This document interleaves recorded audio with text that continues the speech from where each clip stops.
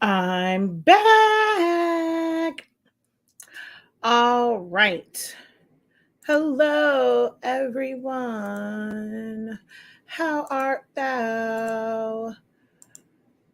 We are back. Oh, come on. I went to the wrong thing.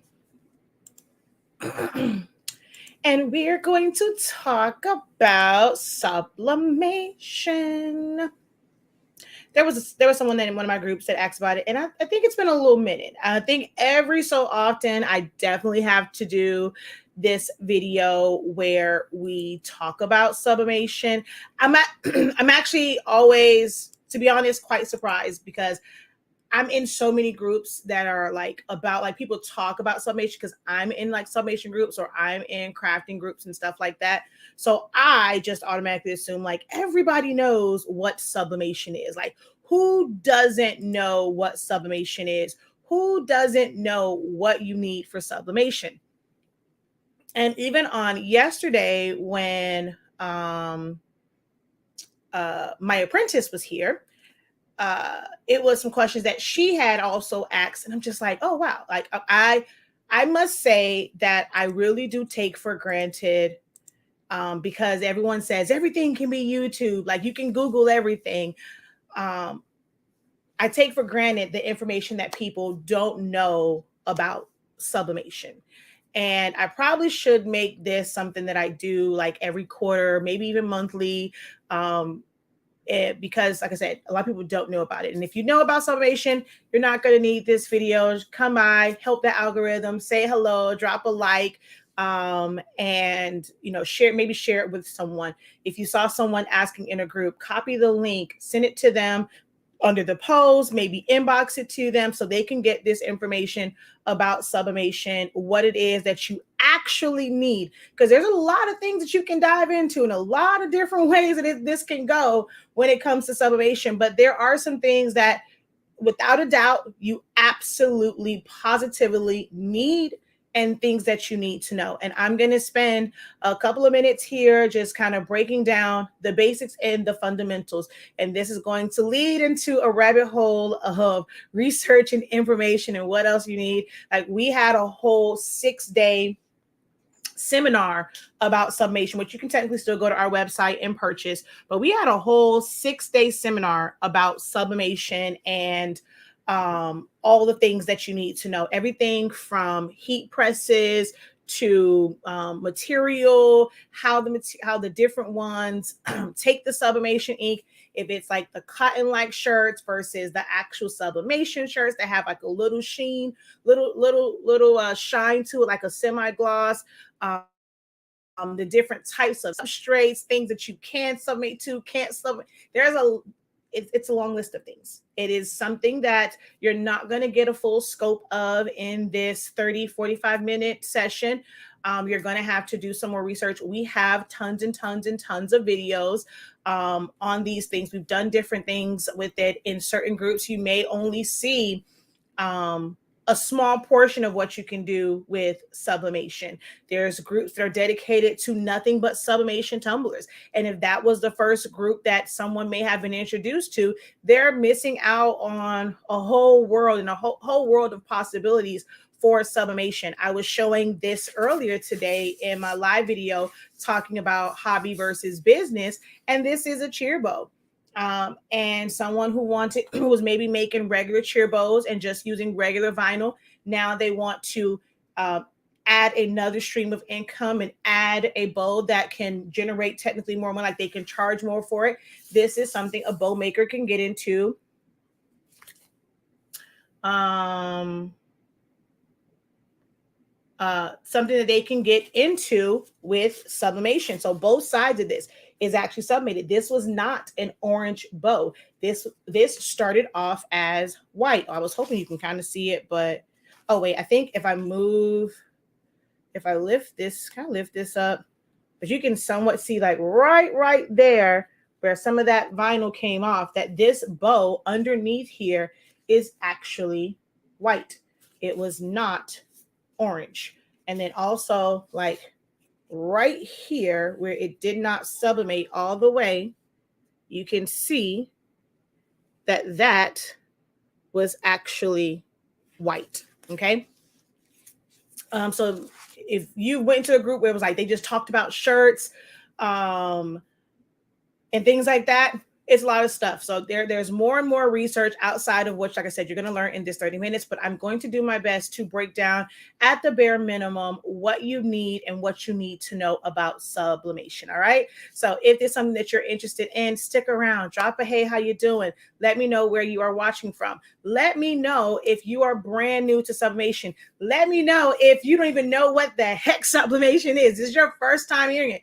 Probably more so like maybe people on TikTok who probably didn't know about sublimation. I think most of my audience here and how they will distribute it on Facebook and YouTube probably know about sublimation or have gotten into sublimation. So let me know if you have started your journey in sublimation or if you are in the beginning stages of trying to like figure it all out. Okay. Let me go over here real quick, and I got to tag someone.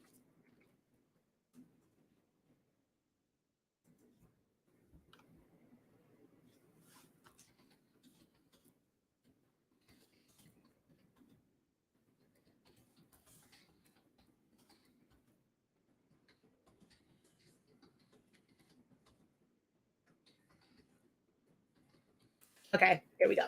So I saw something over here. When starting a new business, how do you decide how many shirt sizes and colors you should start with? There's really no actual formula for it. So while I'm waiting for the algorithm, I'll answer the question because this really is outside the scope of what we're talking about today. But because you're on, thank you so much, Mama Wolf 5, Mama of 5. I said, oh, I got Wolf, Mama, Mama of 5. There's really no way because you don't know what people's body types are. So you can't really decide on a size. You don't know if your first order is going to come from a bunch of petite people, if it's going to come from some folk that's a little well endowed like your girl, if it's going to be a mixture of it. So there's no one way. And there's just no way to know exactly how many shirts of each size. When it comes to colors, that's one of the things that we're going to talk about. With sublimation, it's really easy. You don't have to worry about colors. You're going to just get white. That's going to be the best place for you to start at. Can you do colored shirts? Sure, but you're not going to get the same color output. So sublimation, white. You just now have to worry about sizes. Now, if you're trying to do DTF shirts and this shirt, like HTV and Eco Solvent, when you're having different color shirts, you have to think about what are you making shirts for. So if you're someone that wants to start and you kind of want to do the whole, I'm going to do shirts based off of seasons and holidays and specific things, you're going to get shirts that lend to those colors. If you're doing different shirts for springtime, you want spring colors. If you're going to do, summer type designs, you're going to do summer colors, softer colors. If you're wanting to be known as someone, you only work with pastels and lighter colors. You choose and you decide on that. If you're trying to do shirts for any and everyone, unfortunately, you're not going to be able to pre-purchase shirts and just kind of have them available. You're going to have to take time to actually develop. You're going to have to take time to really learn your audience and what it is that they want from you. So starting off, you're just going to be buying shirts per order. Okay. You have to use polyester white shirts. So you don't have to use white shirts, but for true colors, you do. But we're going to get into that just a moment. All right.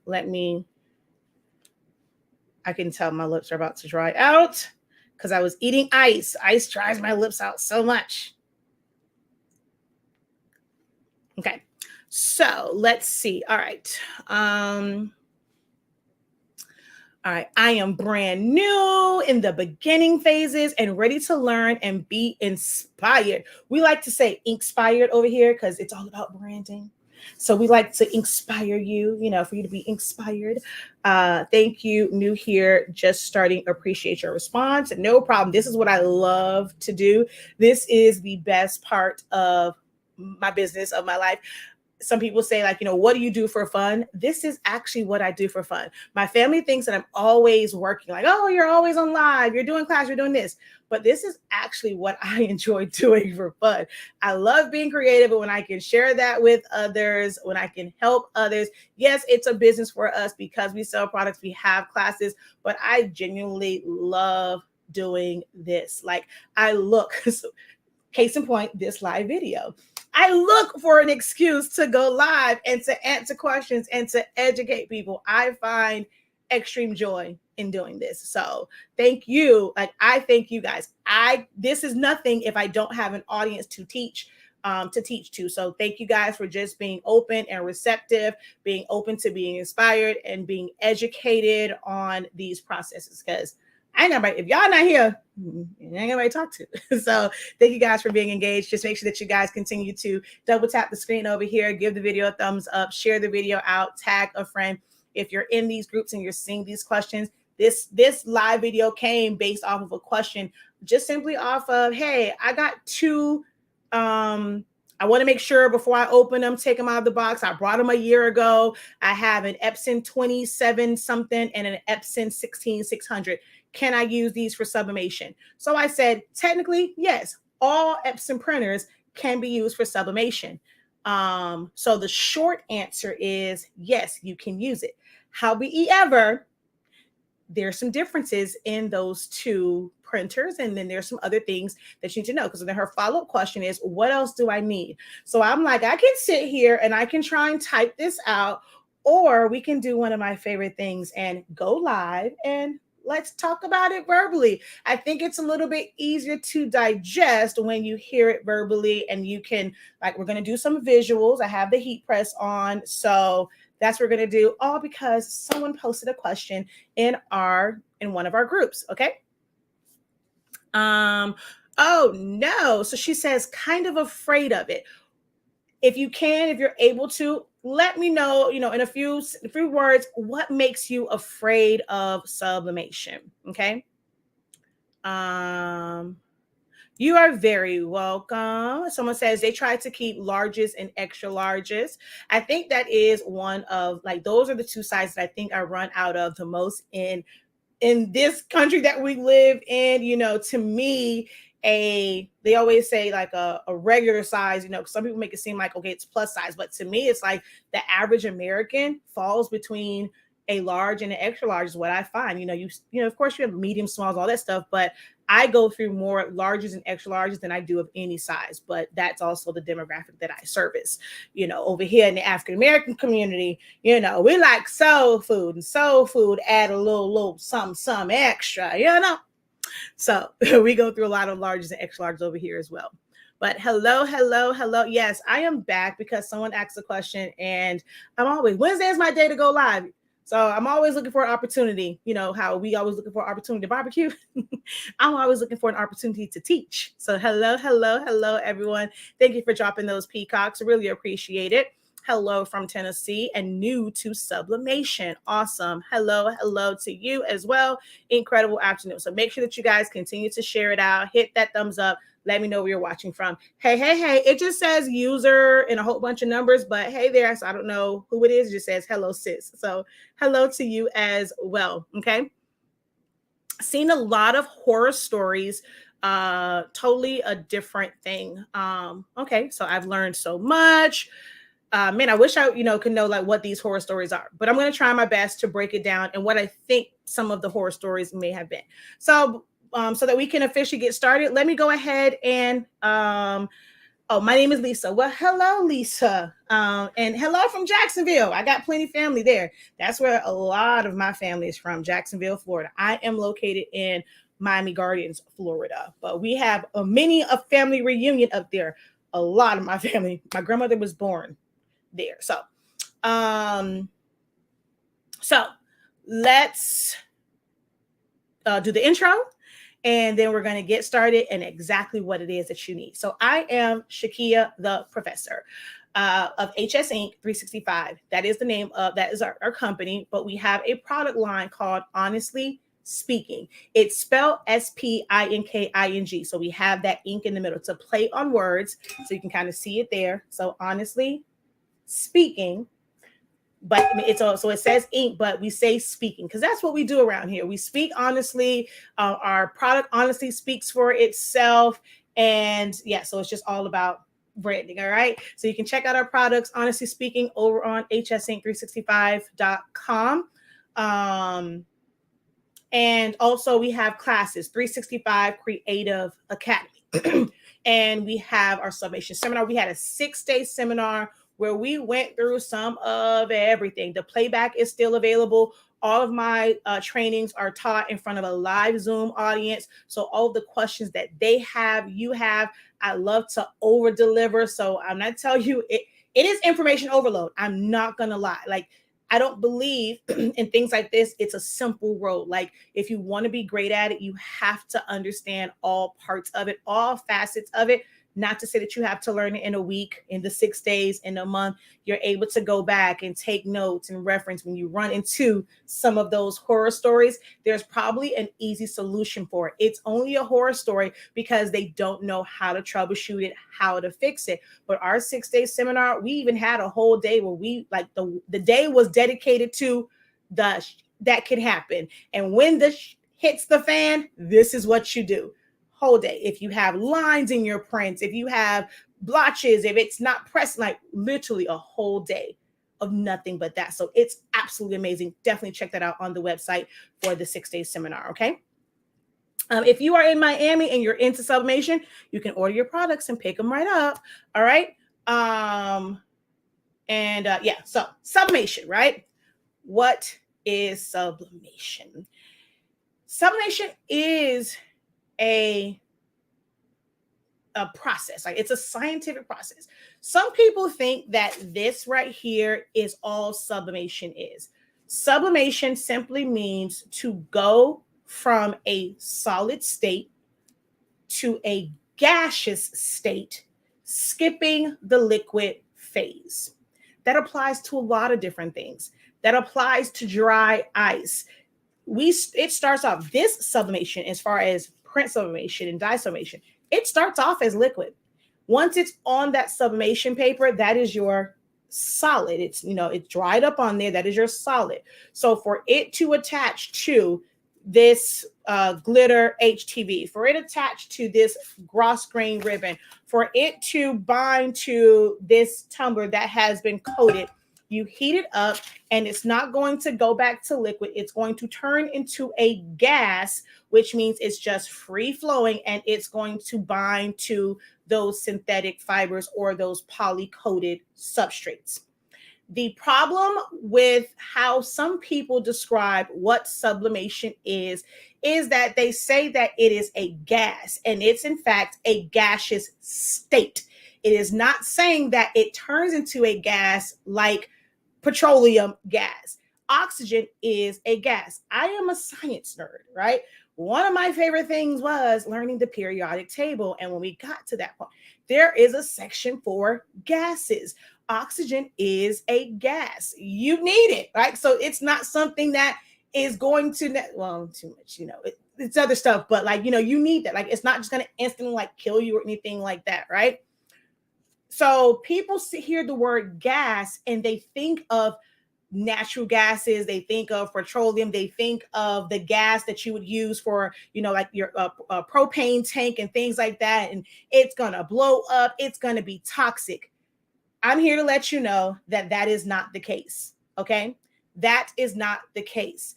Gas simply means going into a gaseous state. That is the first myth that I want to debunk right now, because the horror stories is, and the scary part of it for a lot of people is, there are people giving misinformation and they're making gas seem very, very scary, and that it is toxic, which it is absolutely not. Okay. So that's the first part of it. Understand that sublimation is not toxic in of itself. Now, there are things that you can end up doing by using the wrong supplies that can make it toxic for you, that can be hazardous to you if you're if you're doing something, like you're in a factory, or not say like in a factory, but you're in your workspace, it's small, you are doing a lot of things that let off a lot of steam. It's not that steam is harmful in of itself. It's just that, just like anything, you breathe in too much of it, it can mess with your respiratory system, but it doesn't mean that it is necessarily toxic. Okay. People get facials and they get like the steam facial. They'll tell you, you only are supposed to be on that for so long. When my kids get sick and we have the Vicks vapor thing and that's letting out that steam, they're going to tell you, you can't just sit on this steam all day long. It'll start to cause more harm than it is good, because it will start to mess with your respiratory system and you just breathing that in. It's the same thing when you're in a situation and you see all of that steam come up. And if you're constantly just bringing that in, you're not in a well-ventilated area, it can be hazardous to some people whose system simply can't handle that.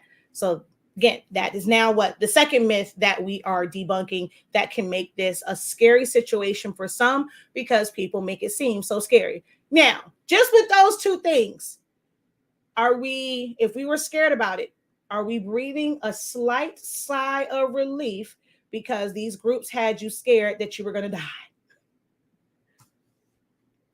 Can we breathe a slight sigh of relief in knowing that the gas is not toxic and the process is not toxic?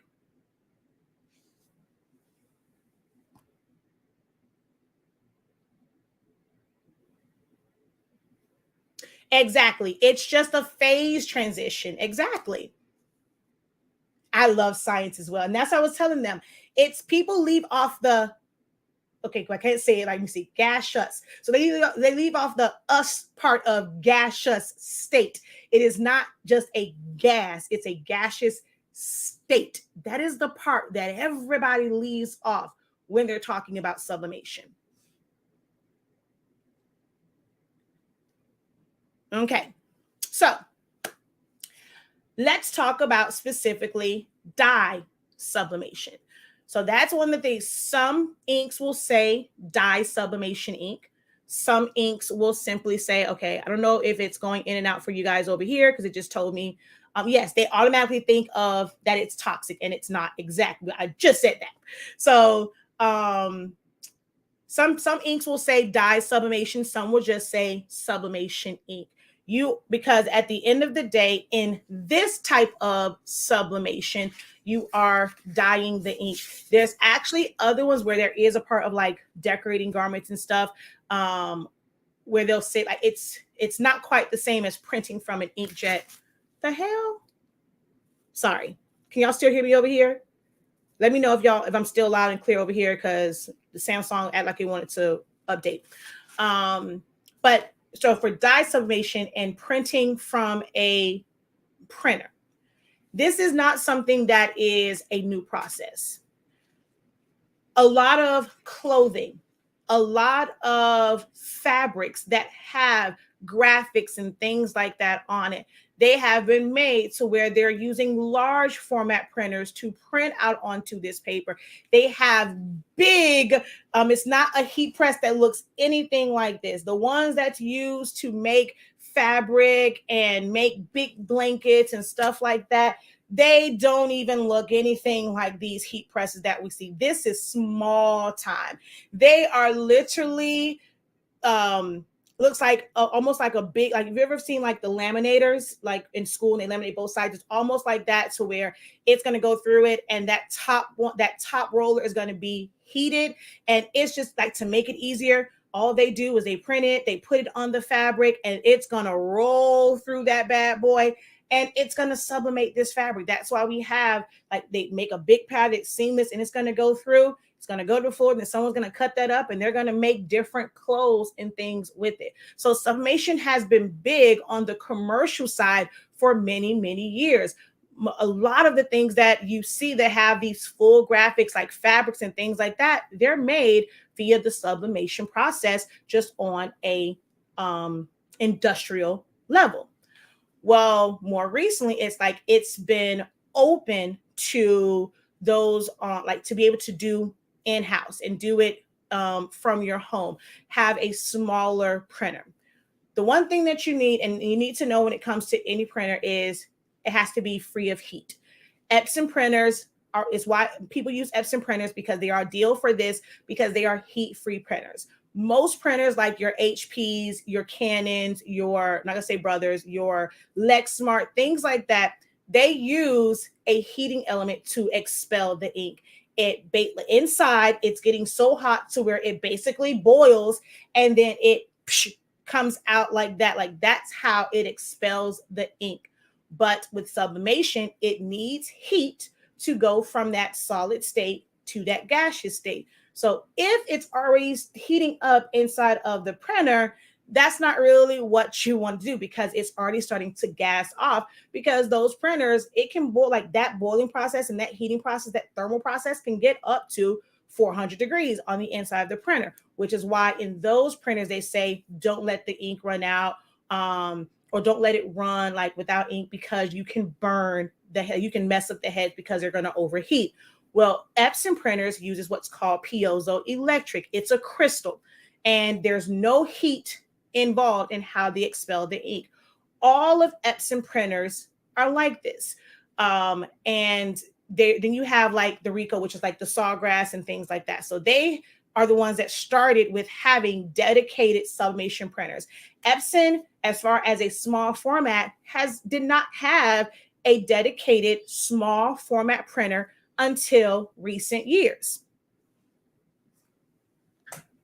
Oh, that's my husband. Until recent years, you had to get the more expensive like Sawgrass, and they were able to basically corner the market, which is why they cost what they cost, because Epson had larger format printers for this because of, big, and they're using Epson technology and their piezoelectric, because that's what you need for sublimation.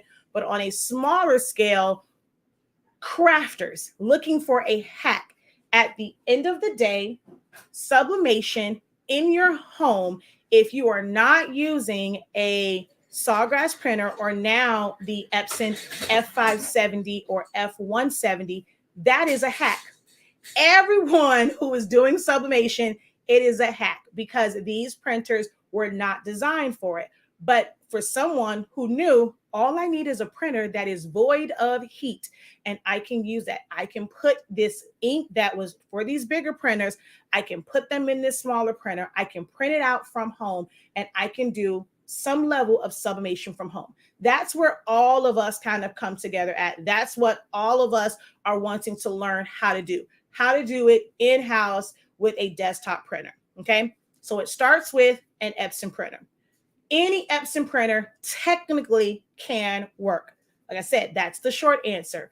The difference is the type of ink that the printer uses. So we did this live video because Tammy asked about it, and she said she had 2 EcoTank printers. These are newer printers for Epson. People were converting printers way before EcoTanks. EcoTanks is a new technology within the past couple of years. Before, it was all cartridge based. Before the single colors, that was normally only for the larger printers. Most regular printers had those 2 cartridges. They put all the colors in one cartridge, and then they had a black one, which meant they ran out really, really fast, because if you had a design that had all like a bunch of red in it, once that little bit of magenta that was in there, you cannot use that anymore. So it'll tell you, hey, it was probably still some cyan and yellow in there, but you can't use it because there's no magenta that's going to come out. So then eventually printers got better. We have individual channels. So you have your magenta, you have your cyan, you have your yellow, you have your black. And that's when it's like, okay, now we have these. We need to, okay, wait, I might be able to do some things, because that's how all of these are set up. They have individual cartridges. So someone, end up taking some ink, putting it in there, fabricating cartridges to be able to put it in there. It started off more so like the tank system, and it kind of took off from there. And then it just got better and better from the C continuous ink system to the refillable cartridges, which we do sell on our website. So here's the differences in the EcoTank printers. So she has 2 different EcoTank printers, a 2700 series and a 16600 and 16650. While both of them can be used for sublimation because they are void of heat for the print head, there's a difference in color. So if you were somebody that had those 2 printers, like, okay, I want to use them both for sublimation, do understand that those printers the colors are going to be totally different between those two printers. And the reason is because of the type of ink that they use. These smaller format Epson printers, actually all of the EcoTank printers, except the 16600 and 16650, they use this type of ink. This looks like food coloring, right? This looks like food coloring.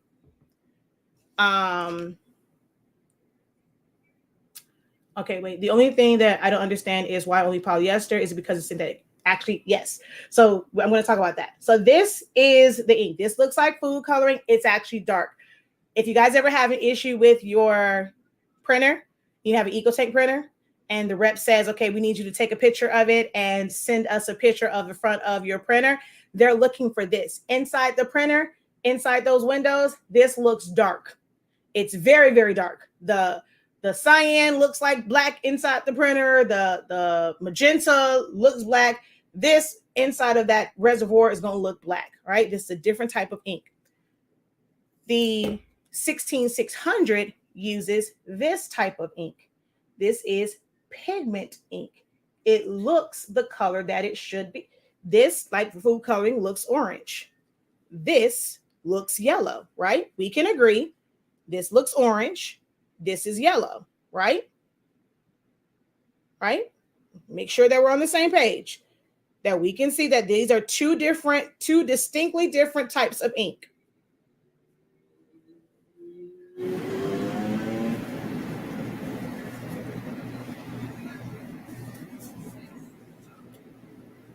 Okay, someone said I got to write over here.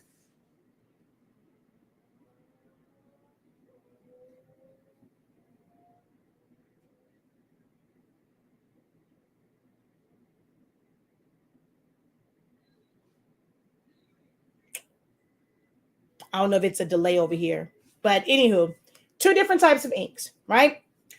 So the way that this printer mixes colors, like it'll print out, and when you print out yellow, it doesn't look orange, it looks yellow.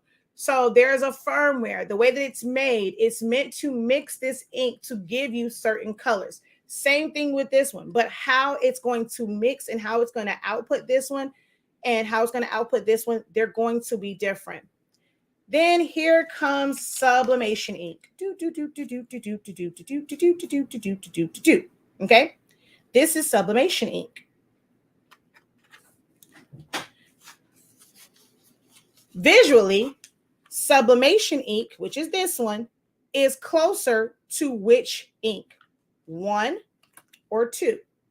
1 or 2? Which one is sublimation ink closest to? This is 1. This is 2. 1, 2.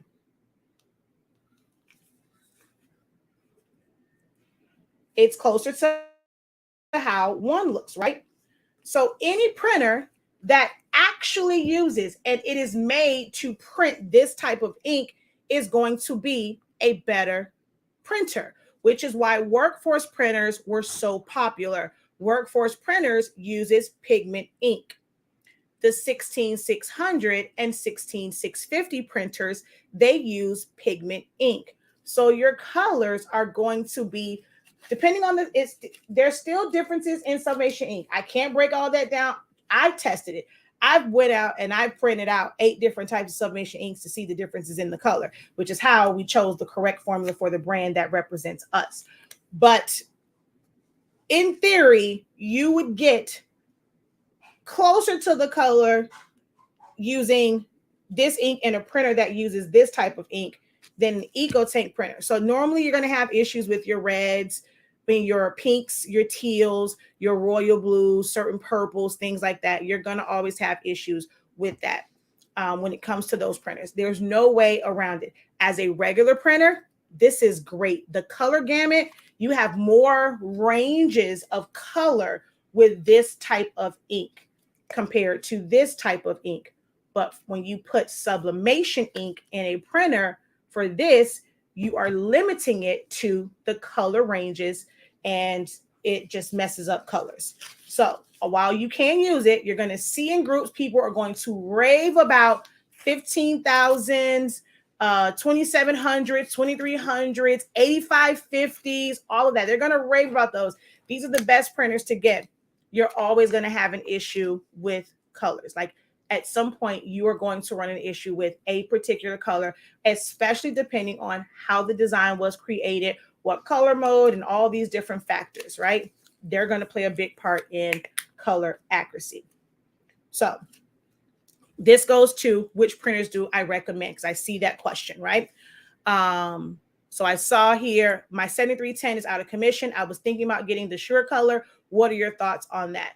Definitely holler at the Sure Color, the F570 or the F170, which is a small format printer. It's the 8.5 inch wide printer. The F570 is a 24 inch printer. When it comes to Epson's, like, because people will convert the big 36 inch ones and they'll convert those to sublimation to do all over shirts and stuff like that. Well, those printers use a pigment based ink. They're not using a dye-based ink in those bigger Sure Colors, which is why they're great for sublimation and you get accurate colors, even though it is a conversion. It is a hack with some of them because they were not made for sublimation. Epson's, before the F570, Epson's actual sublimation printers were a lot larger in scale and they cost a whole lot of money. But people would take the ones that was using regular ink and put sublimation ink in them. So you can convert the larger ones as well.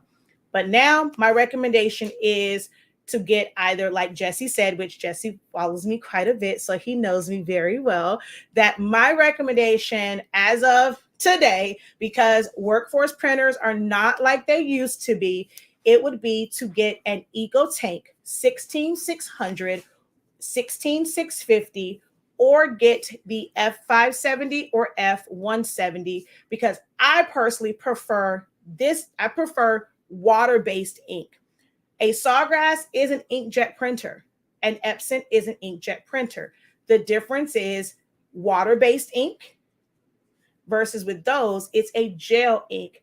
I personally prefer water-based.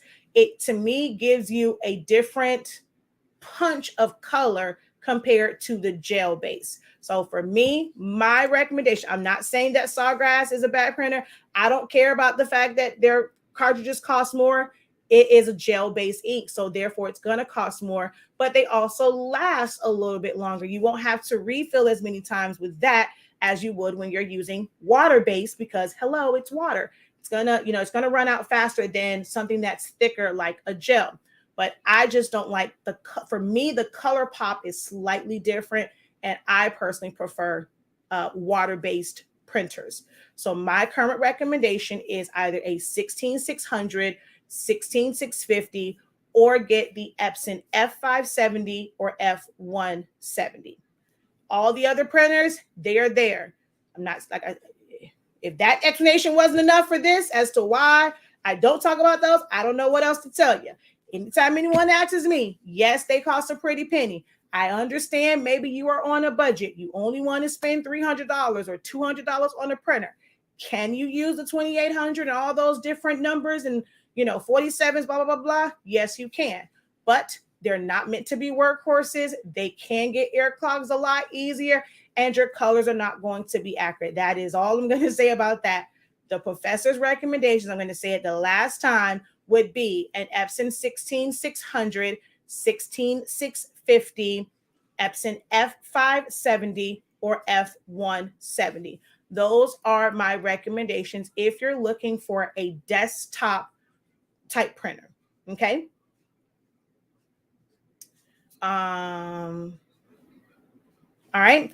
And so the question over here was which one prints bigger? So the 16600, 16650 are both wide format printers, meaning you can print up to 13 inches long and up to 47 inches, 13 inches wide, up to 47 inches long.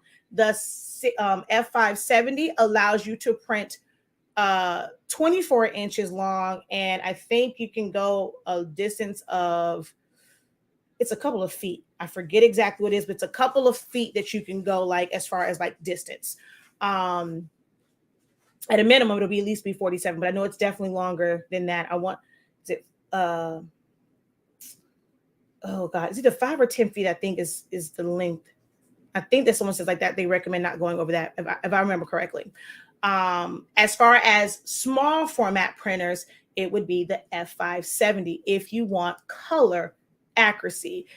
Yes, you can get one of those for $200, but that's not my recommendation. My recommendations are the ones that I listed, okay? And all of those are large format except the F570, which is 8.5 inches wide, okay?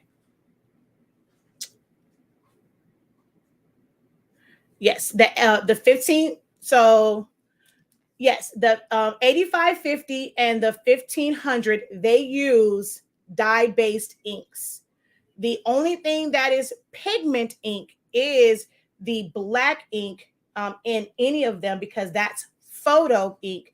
Photo means pigment. Photo is not a color. Photo is just a type. So instead of calling it pigment ink, because the average consumer is going to know, like, what the hell is pigment ink? They just call it photo black. That means that it is pigmented ink. And that means it's waterproof ink. So as a regular printer, the 8550, the cyan, magenta, yellow, and gray are all dye-based inks. The black is a pigmented ink. So you're going to hear people recommend them. I don't recommend them because I know that you're going to have an issue with the color gamut.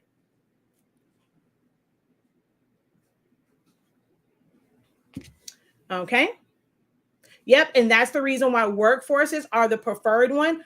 But unfortunately, with workforce printers that they have now, it requires you to change out the chips. They're unpredictable. I don't really like, for me, at first, I loved the way that it came out, like when I first used it, but that extra row of pinwheels, it sucks, not just for sublimation. It sucks for regular prints also, especially if you use glossy paper.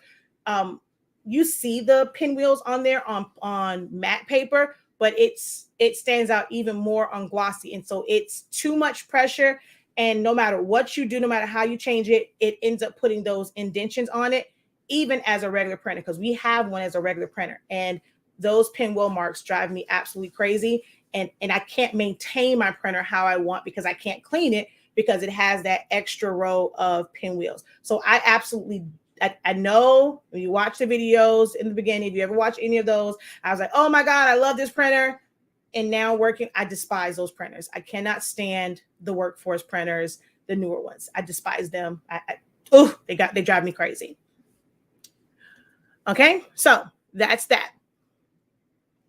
How long does it last? Forever. It's still sublimation. The process is still sublimation. So as long as you're putting it on the appropriate substrate, it's going to last forever. Okay, so you're saying you haven't had a color issue yet. That means that every time you print out a red, it's completely accurate. Whenever you print out faces and pictures, you don't have a red overtone. Whenever you print out teals, it's the perfect color. If you have not printed out any of those, if you have not printed out a color chart, definitely do that. And you're going to see how some of those colors change. So some people will say I haven't, but if you use a color chart and you're filling it in yourself, you're probably finding the most accurate color. But most times when people are printing, they're going to see the differences in the reds, the teals, the royals, and then also in people's faces, and it just being a lot of magenta. Okay.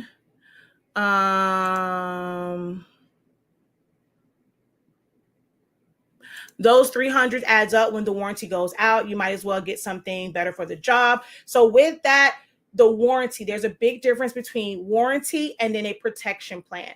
A warranty is straight from the manufacturer and what they will cover. However, just like with your phone, there's a warranty on your phone, but if you get the insurance for it, your warranty doesn't cover your phone breaking, your phone getting lost. There is insurance on it. So when you buy them, if you're buying them from Best Buy, Office Depot, Staples, they will offer you a protection plan, an insurance plan.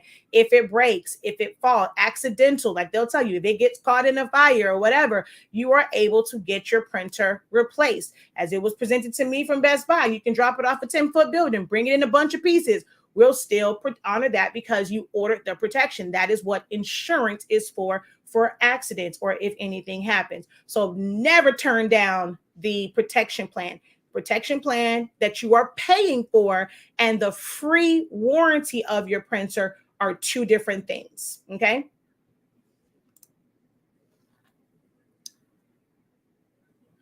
I wish I knew this last year before I brought the 8550. Well, I've talked about this for about 2 years. I told y'all about that. And I've been talking about it for a while, but I'm glad you found me now. Now you can get the right information. I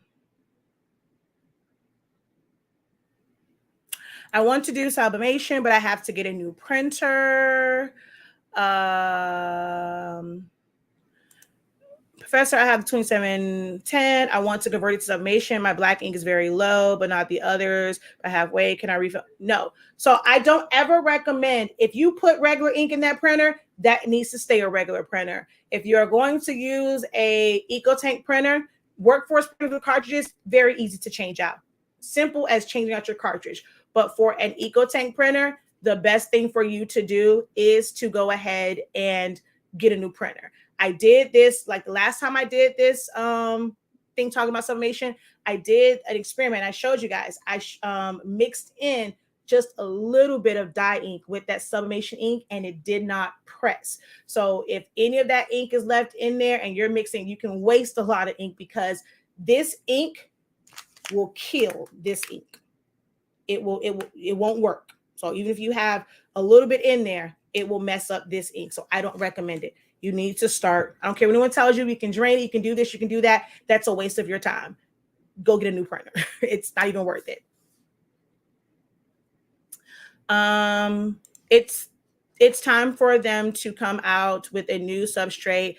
Either some of them are too heavy. Are too heavy or too expensive. What do you mean as far as a new substrate? Do you mean as far as like shirts? I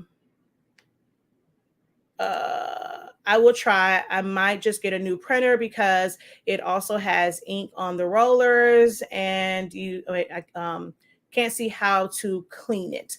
So I'm not sure how that one is on the inside, if it's 2 rollers, but if it's 1 set of rollers, you simply just take I have videos on that. You take a disinfectant wipe, you push it through there, and you literally go like this, and that's all you do to clean the rollers. So I have a video on that.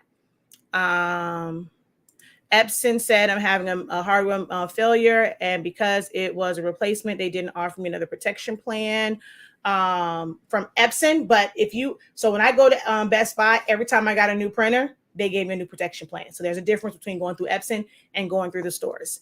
Last question about taking the sublimation ink out and using it to make, last question. What about taking the sublimation ink out and using it to make the other kind of transfers? Once for an EcoTank printer, whatever ink you have in there is what it needs to stay at. Not to say the brand of ink. You can change out from a different brand of sublimation ink if you want to use another one. But I don't recommend, if you started with Eco Solvent, leave it as an Eco Solvent. You now don't want to do Eco Solvent, I suggest you sell that printer to somebody who wants to do Eco Solvent so that you can get a printer that you can put sublimation ink in. If it had dye-based ink in it, you better use that to print out term papers, homework, letters, envelopes, all that stuff. It becomes your home printer. It becomes the printer for your business to print out invoices and all that stuff. That's what that one we use for. But it's not worth it to try and drain that ink out and go through all of that to make it now a different type of ink, whether it's going from like sublimation, Eco Solvent, dye-based ink. It's just not worth it. Oh, so 50 feet. Yeah. And I knew it was like, it's really, really long, but I couldn't remember exactly how long. So I can just put in the cartridges and ink I got from you. Wait, which printer did you say? There is no. So the 2710, if that's an EcoTank printer, it does not take cartridges. If it is a printer that take cartridges, our cartridges does not work for it. Our cartridges unless you're supposed to, are you trying to say 7210 instead of 2710? Because I don't even know what 2710 is. If you have a 7210, then yes, all you have to do is change out the cartridges for the 252 cartridges. And that's the easiest thing to do. So that's all you have to do, if that's what you mean. Of course, no one listens. Of course they don't. Of course they don't. All right. So printers, that we went over that. Those are the printers. And you're going to need, honestly speaking, Sublimation ink, and you're going to need paper. All right.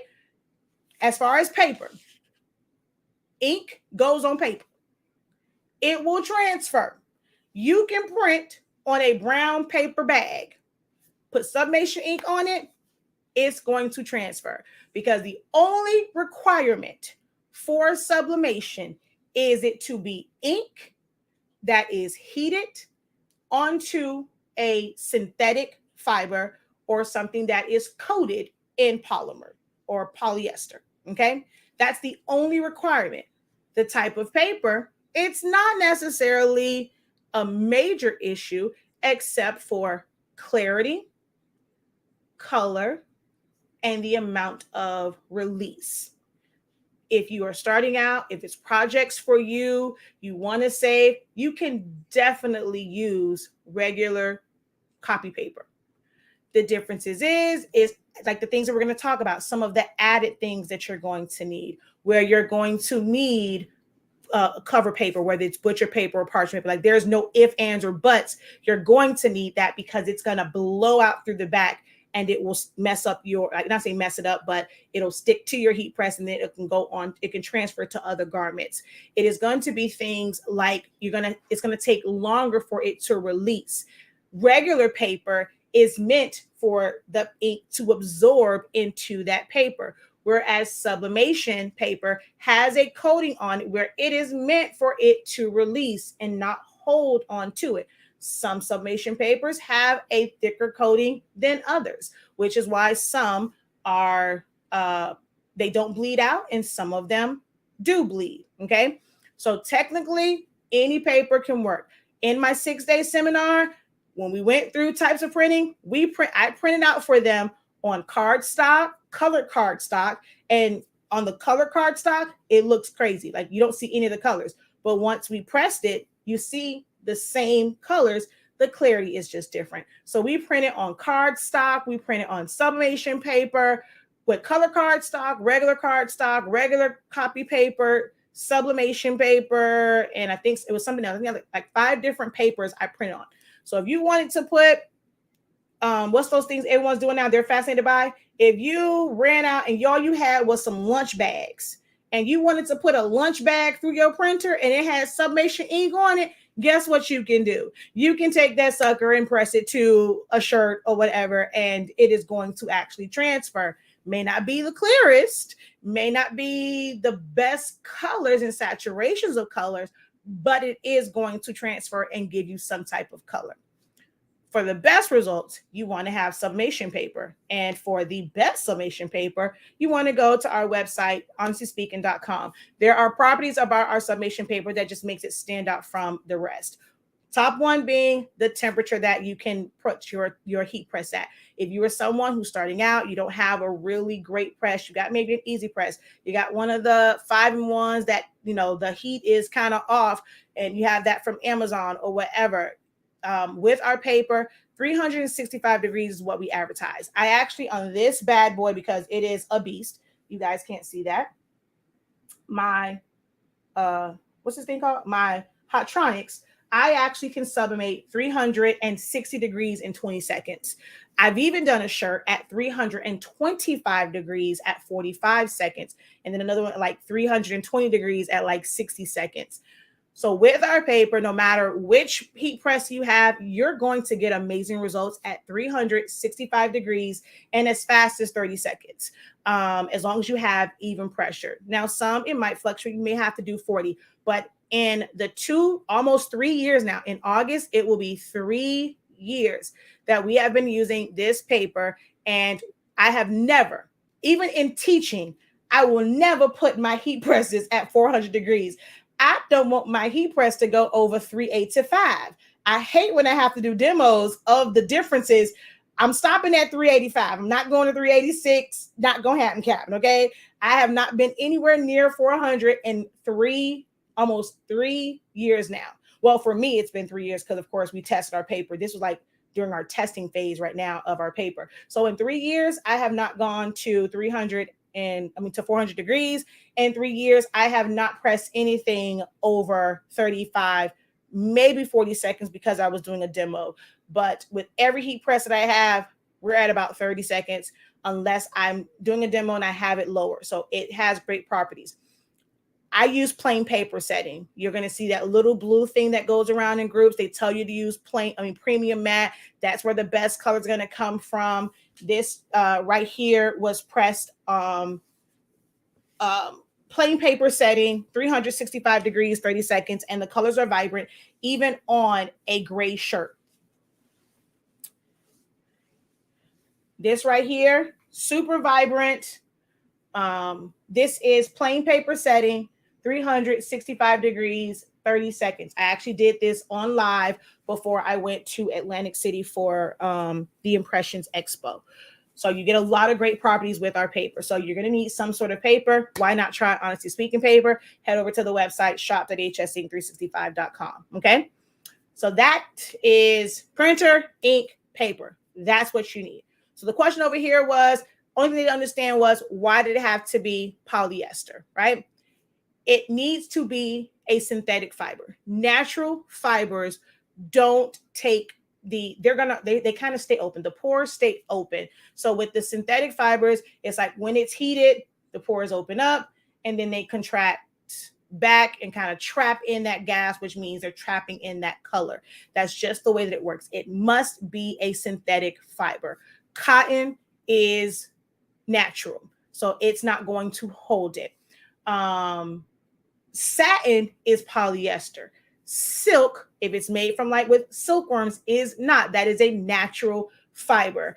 Anything that's made of bamboo, like there are certain clothes that's like, oh, it's made of like bamboo and this, that's natural fibers. You cannot sublimate to any of those things. It must be synthetic. So things that are man-made, at the end, like if you don't know, all polyester is plastic that has been processed. So your polyesters, your satins, your spandex, oh God, in the class I talk about I list all of the different ones, lycra, things like that. These are all man-made, things that came from recycling. Felt is recycled plastic. So on there, you'll see it's like it's recycled plastic. It went through a certain process. They have all these machinery that's going to take these items and make them so thin to where they can be woven into fabric. It's a plastic that does not burn. However, if you've ever noticed, I don't care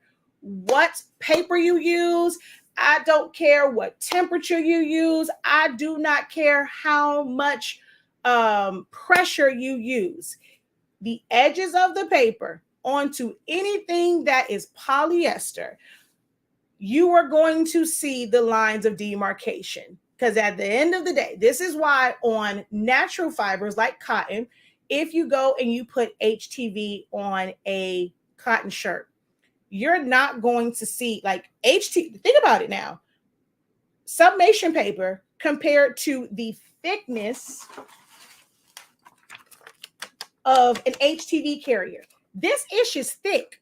This ain't thin. But on a cotton shirt, you never see the edges of this left behind because it's a natural fiber. It's not going to hold that shape. At the end of the day, this is nothing but processed plastic. You kind of somewhat running it, but because of the way that it's made. So when you have a design and the edges of the paper touch that fabric, you'll notice that with polyester, especially with colors, it gets shinier. You'll see the lines of demarcation because at the end of the day, this ain't nothing but plastic. It's man-made. And they basically made this by processing plastics. That's it. Okay. Yes, this jacket, this one is 100% polyester. This came from Jiffy Shirts. The brand is Northern End. Northern End Sport. That's the brand, and I got this from Jiffy, and it is. Wait, that's not things on this. Oh, wait, where is it? Oh, wait, wrong label. It's the one that's down here. There we go. It is 100% polyester. So 100% polyester. The brand is called North End Sport. I think I said Northern End, but North End Sport is the brand of this particular jacket. Okay.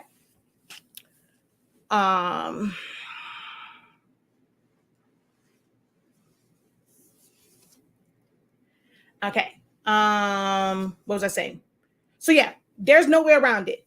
So some people say, like, when you press it, so when you're using a paper like ours, your heat press is going, because that's straight heat.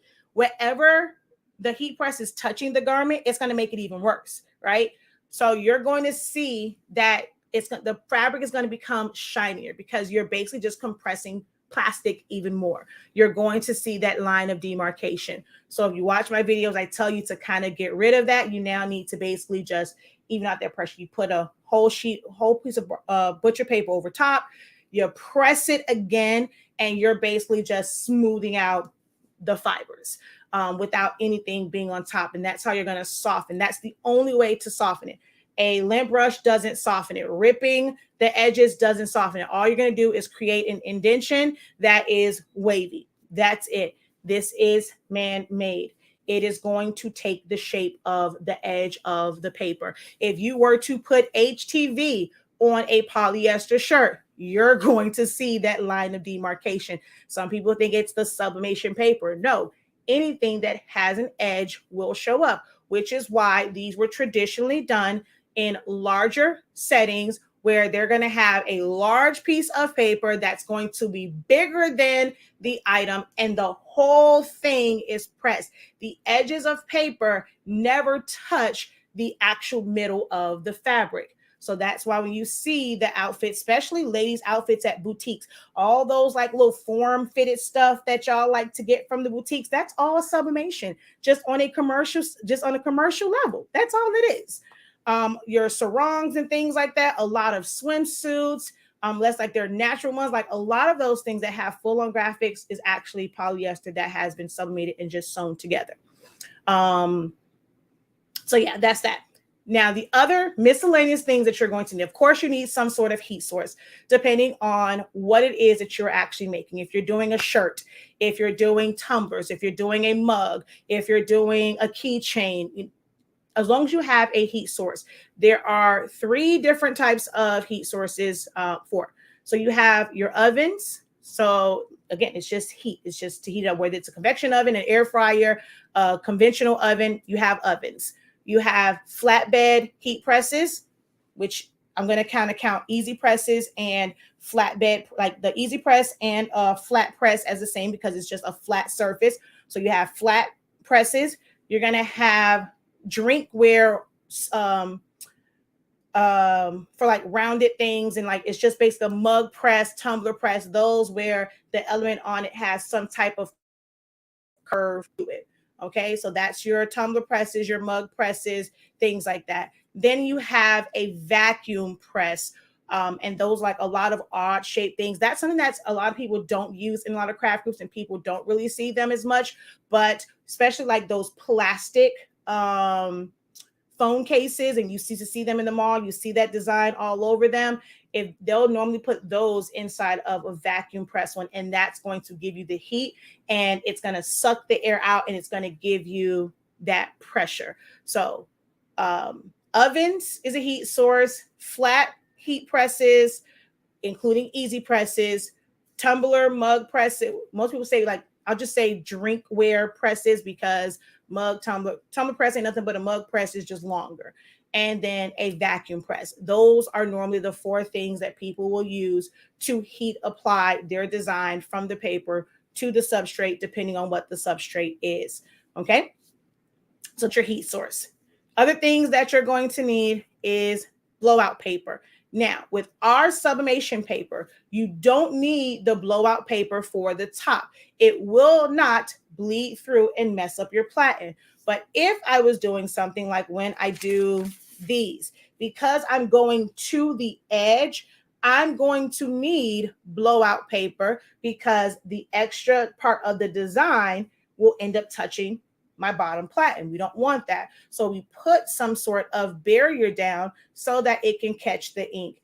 That barrier can be anything that is paper. It can be craft paper, which does put off a smell. So when that happens, whenever my husband hates when I use the craft paper, like we're doing something oversized, because that puts off a smell because of how that paper is made. You can use newsprint. You can put together a whole bunch of copy papers. I don't recommend that because what you are doing, remember, it's still heat being applied. So when you have all these pieces of copy paper, you're creating all these areas where those lines of demarcation can indent the back of your shirt because you're using 400 degrees. That heat is going all the way through. You're going to end up seeing all them lines on your shirt. So I don't necessarily recommend it. But if it's a last resort or if it's for a smaller project, you can use cardstock. You can use copy paper. You can use butcher paper, parchment paper. I am partial to using parchment paper and butcher paper. The only thing that you cannot use is wax-based paper or freezer paper because freezer paper, it will stick. It has benefits. Don't get me wrong. I use freezer paper for certain things, just not for sublimation, as far as covering things up. Parchment paper and butcher paper are not the same, but they are the same. So they can be used to catch the extra ink. Parchment paper, for the most part, like all the ones that I get are like 15, 16 inches, like wide or whatever. So it's not wide enough for me to use when I'm doing apparel and I need to knock out that line. That's when I'll use butcher paper. I like parchment paper because it's non-stick. So if I'm doing stuff like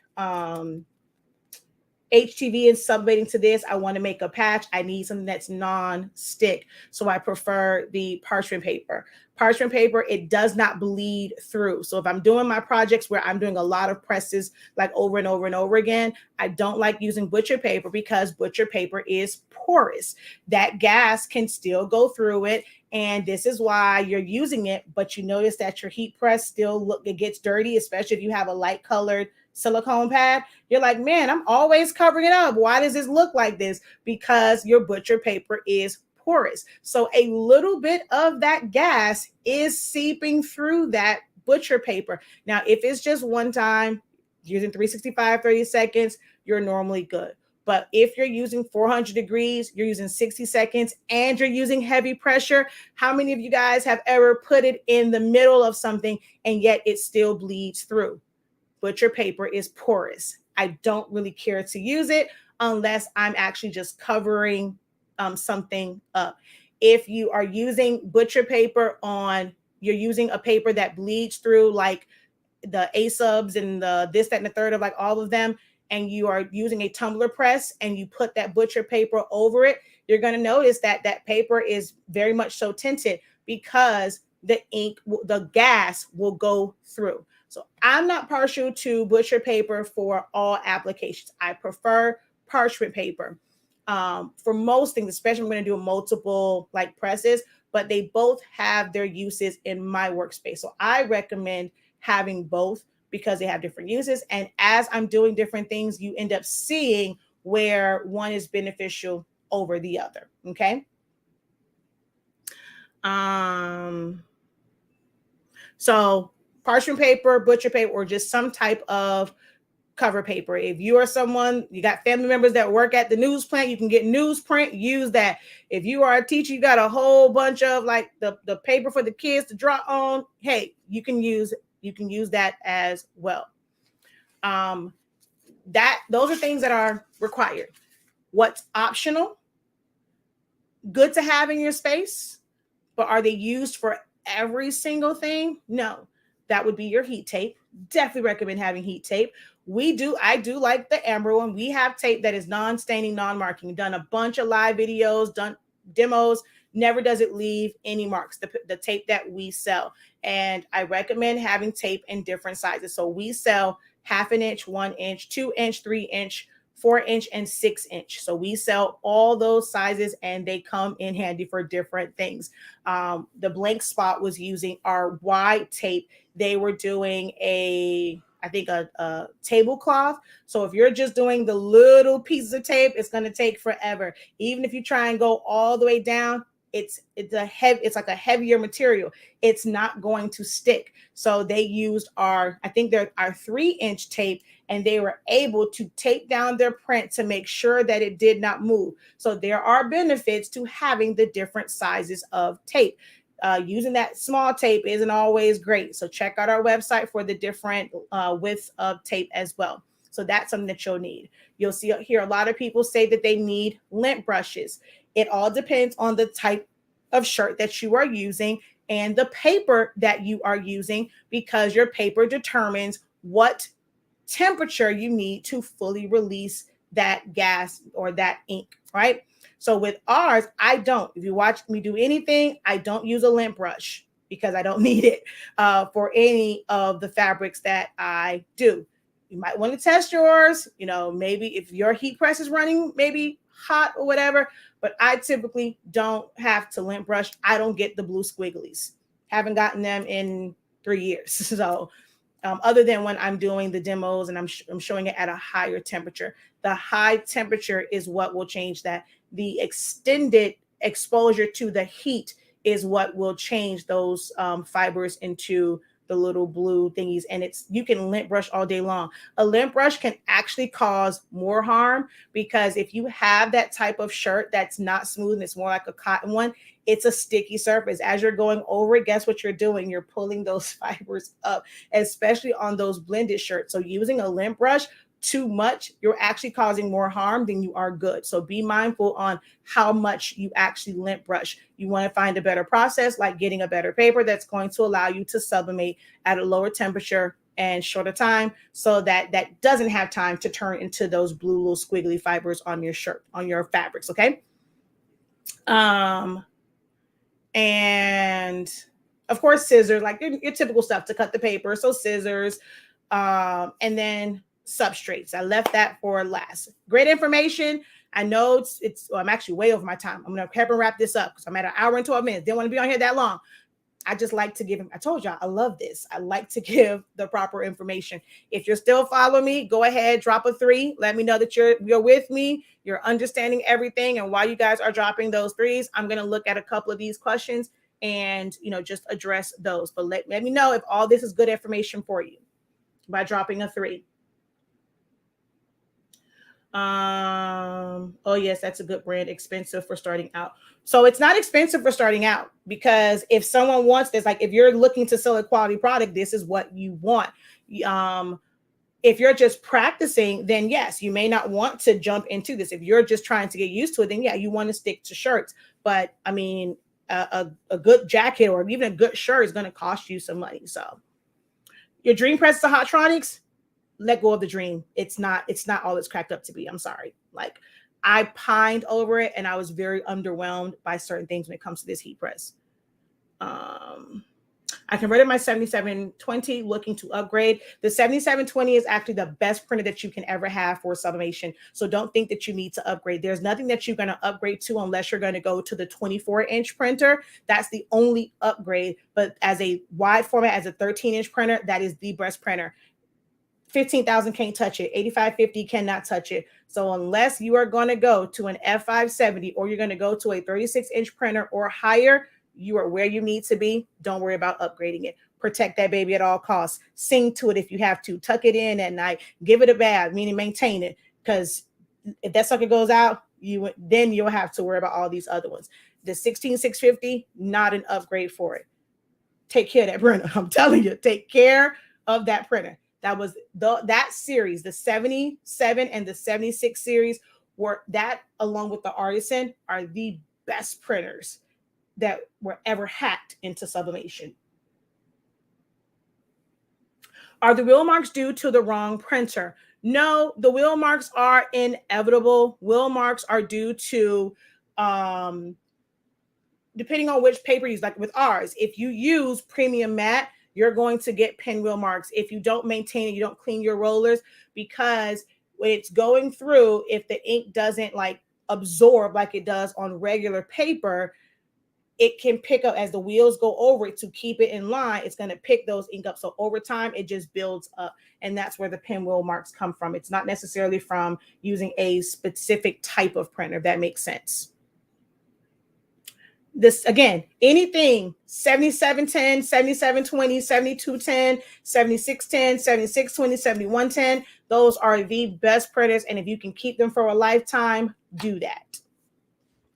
All right, so I see all of my threes. Thank you. Thank you for the peacocks. Awesome, awesome, awesome. That means y'all are getting some great information. We're going to get some likes. If you're on Facebook, you can drop stars. You can drop super chats, you know, if you want to say thank you that way. I truly appreciate you sharing your knowledge and experience. Yes, your paper is great. The temp and time you recommend is on point.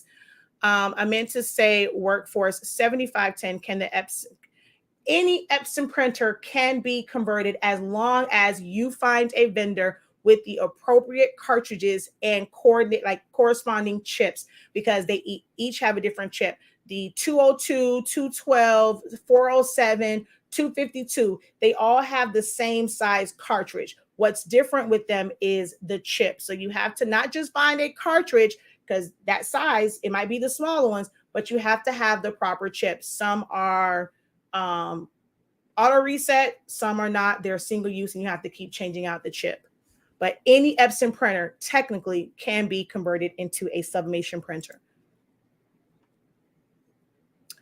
Thanks for the good stuff. Let's see. Thank you for answering all of my questions. I just printed the color chart. I can see the color difference a little. I know it's a no to use EcoSolvent ink in my Sublimation printer. I also know I need a new printer. Okay. What is it about your paper? I love it. Less heat, less time, and no wasting ink. Hello. I keep telling y'all, it's the best stuff on the market. I did my due diligence when it came to putting out the best product. Okay.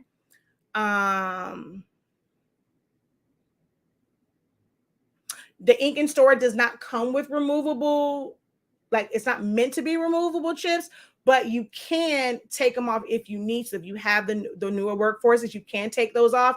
But because they have a closed circle at the bottom, whereas the replaceable ones has an opening, like it's like this, it's not a circle, you're going to have to modify your clip in order to use the Epson chips on that. That's a story for a different day. Okay.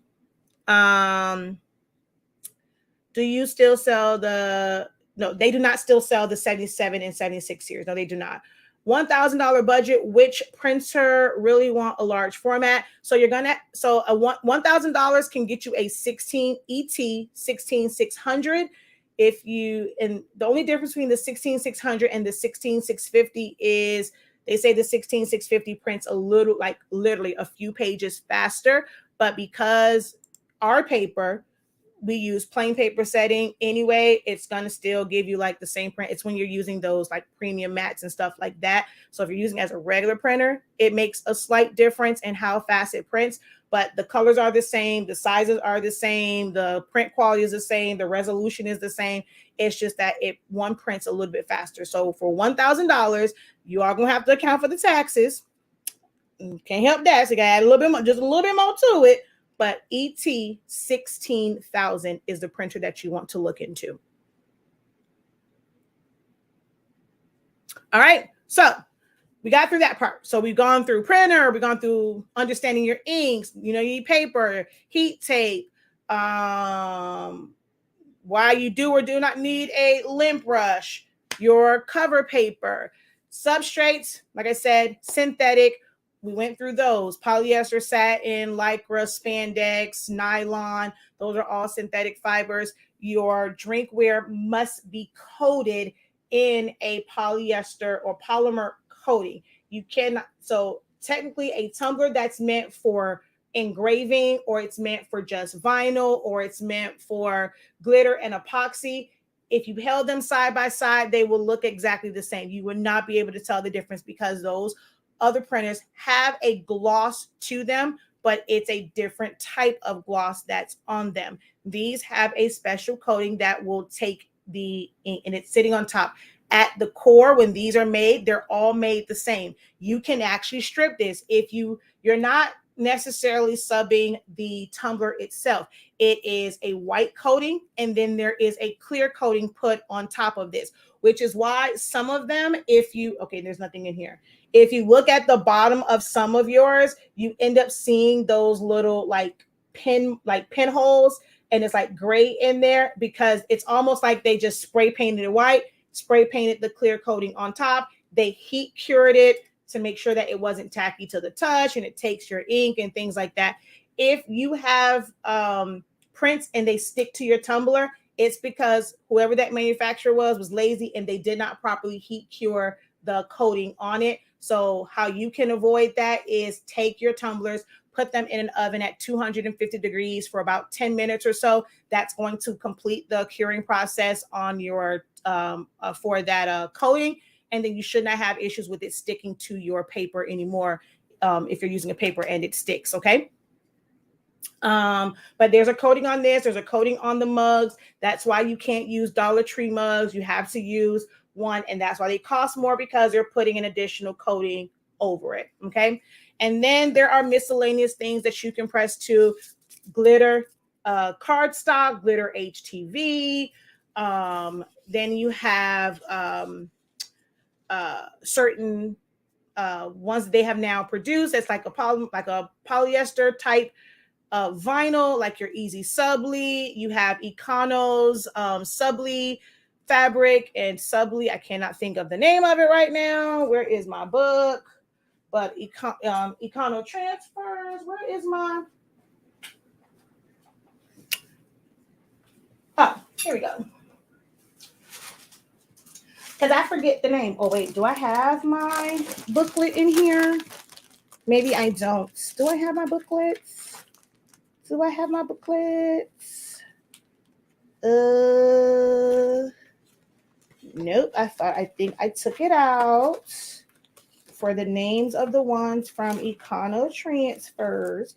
But like I know Caesar has theirs. And oh man, I took my book out of here for Econo Transfer. But they have like a Econo Sub like fabric, and then they have one that's kind of like it's a flock.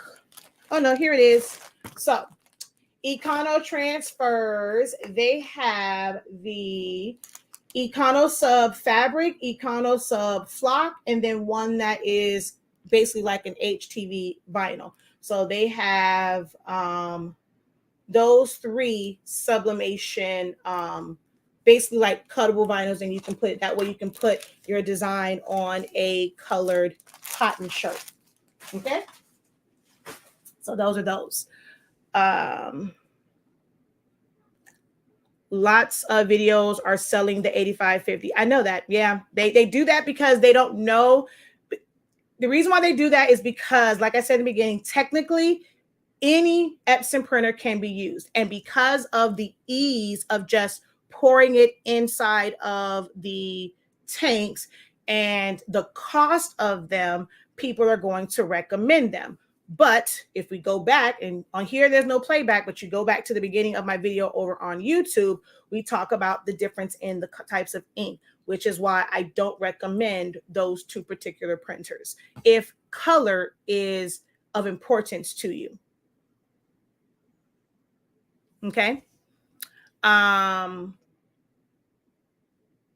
So those are things, like I said, that you can do, like if it's not polyester. And then when it comes to colors, can you do colors? Yes. So this is literally made. So I'll take it once again. I'm gonna take this off. This file, and oh, I didn't have to. I could have went like this. Duh. Wait, y'all can't see. So this file and this file are the same. Well, maybe I think my yellow might be a little bit different. But if you look at the differences in the color, this is pretty much off-white or like a cream color. So it's going to be opaque. It's going to, well, the white of it makes it look opaque. It's going to not be see-through. Ink is translucent. Every single ink, even DTF ink. DTF, cyan, magenta, yellow is translucent. The white is what's opaque. And that's why you can put it on dark clothing. But ink of itself, water-based ink, every last one of them is translucent. So when you put it on a colored garment, the colors of that fabric is going to show through it. It's never going to be completely like saturated where it's going to just be that color. It's going to affect it. So my pinks, my yellow is the only thing that's, I think I changed it so that it wouldn't be so dark, but the pink, the black, and the cyan all came from the same exact file. And you can see the differences in the color because with this being a heather shirt, you can also see the heather coming through. You're not going to see that on here because this is white, okay? So you can see that coming through. You can do colored garments, but it's going to affect the colors. The other thing that you're going to need, and this is a professor recommendation, is a color chart. We do sell them on our website, ready for you to actually already just print. They're sized, everything. Can you find them online? Probably. But if you like convenience, we have it set up for you to print onto 8.5 by 11 sheets of paper. We also have the file set up where you can print it out on a tumbler and use this as a reference for choosing colors. But the 8.5 by 11 one makes it to where you can easily put it on felt sheets. You can go to Walmart, you can go to Michael's, Joann's, Hobby Lobby. You'll see some that's going to say recycled plastic. That is polyester. That's all polyester is recycled plastic. So this is essential. This is something that you actually need. This part becomes scary about colors. When you are typing it out and you're filling in colors, you have an SVG, you're filling in colors. You want to have a color chart. So you want to go to the website and grab yourself a color chart and print them out with whatever printer you use, on whatever paper you use, preferably Honesty Speaking, press them to felt, press them to a shirt, press to some type of fabric. Go buy some fabric from Joann's or from Hobby Lobby, from Walmart that's polyester, and you want to press it to it. But my recommendation is felt because it makes it where it's easier sheets to handle. Now, sometimes with the white, the ones with the white numbers can be harder to read. So you may want to put it on fabric. I have this on like everything. I have it pressed to fabric. I have it on a tumbler. I have it pressed to glitter cardstock. I have it pressed to glitter HTV. For my other printers, I have it printed out from my Roland BN20. I have my color chart printed out from both of my DTF printer, like the people who print my vendors who I get DTF from. I have both of them print out my chart. I have it printed out on, my EcoSolvent printer, my regular pigment ink printer. I have color charts. Every printer that I use, every media that I use, I have my color chart printed out on that. So this is only $8 on our site. You get the color code chart that have the color codes on it. If you if you have a printer, a program where you are able to sample colors, these give you a little bit more color range. So there are also color reference charts in that $8 purchase. You also get reference charts because for some, like especially if you want to create a gradient, this is great for that. There are times where I want to create my own custom gradient, and this is giving me that natural progression of color. So when I'm sampling a family of colors for my gradients, I like to use my reference chart versus using like my transparency. So we do have a reference chart, but you can only use this if you have software like Silhouette Studio, Photoshop, Illustrator, where you can actually sample, like use your dropper and sample from, you'll open this up, you'll hover your mouse over it, and you're going to sample that, and it's going to tell you what that color code is, okay? So we have that. So this is the exact same color code, just as a different size, but you can see the difference in putting it on colored, hold on. I was trying to get the color chart link. There we go. So you can see here that it's like special. It's more like the purplish area. I guess if I turn it like this, can you print to colors? Yes. Certain colors, it's going to look amazing. I don't know where the rest of my color charts are, but I do have a video. You can go look for that video. And I show all of these different felt sheets in greens, blues, browns, grays, light pinks, dark pinks, teals, blue, reds, all those different colors. And you can see how the colors come up. On red, you can only use black ink. So you have you can see the differences in that when you're printing to white versus pressing to color. Okay. Actually, hold on. Okay, wait. It's like this, I think. Yeah. So you'll see it from, there we go. And you'll see the differences in the color. All right. So definitely pick up a color chart. Is this using my ink? Yes, of course. I only use my ink. We only use Honestly Speaking over here. But yes, all of these are printed using Honestly Speaking sublimation ink and paper. Okay. Things like the stoles. Well, that one was one that was messed up. It folded. So I don't know where the other good one is. Over there somewhere. I do test colors and different print settings. We have a video that goes over our print settings and what we recommend. We have a full video for that. Okay. Are those based on your ink and paper? Is what based on my ink and paper? The color charts. So it doesn't matter what ink and paper you use. You always want to use a color chart. So the color chart is universal. It will let you know what the color output will be for whatever ink you are using.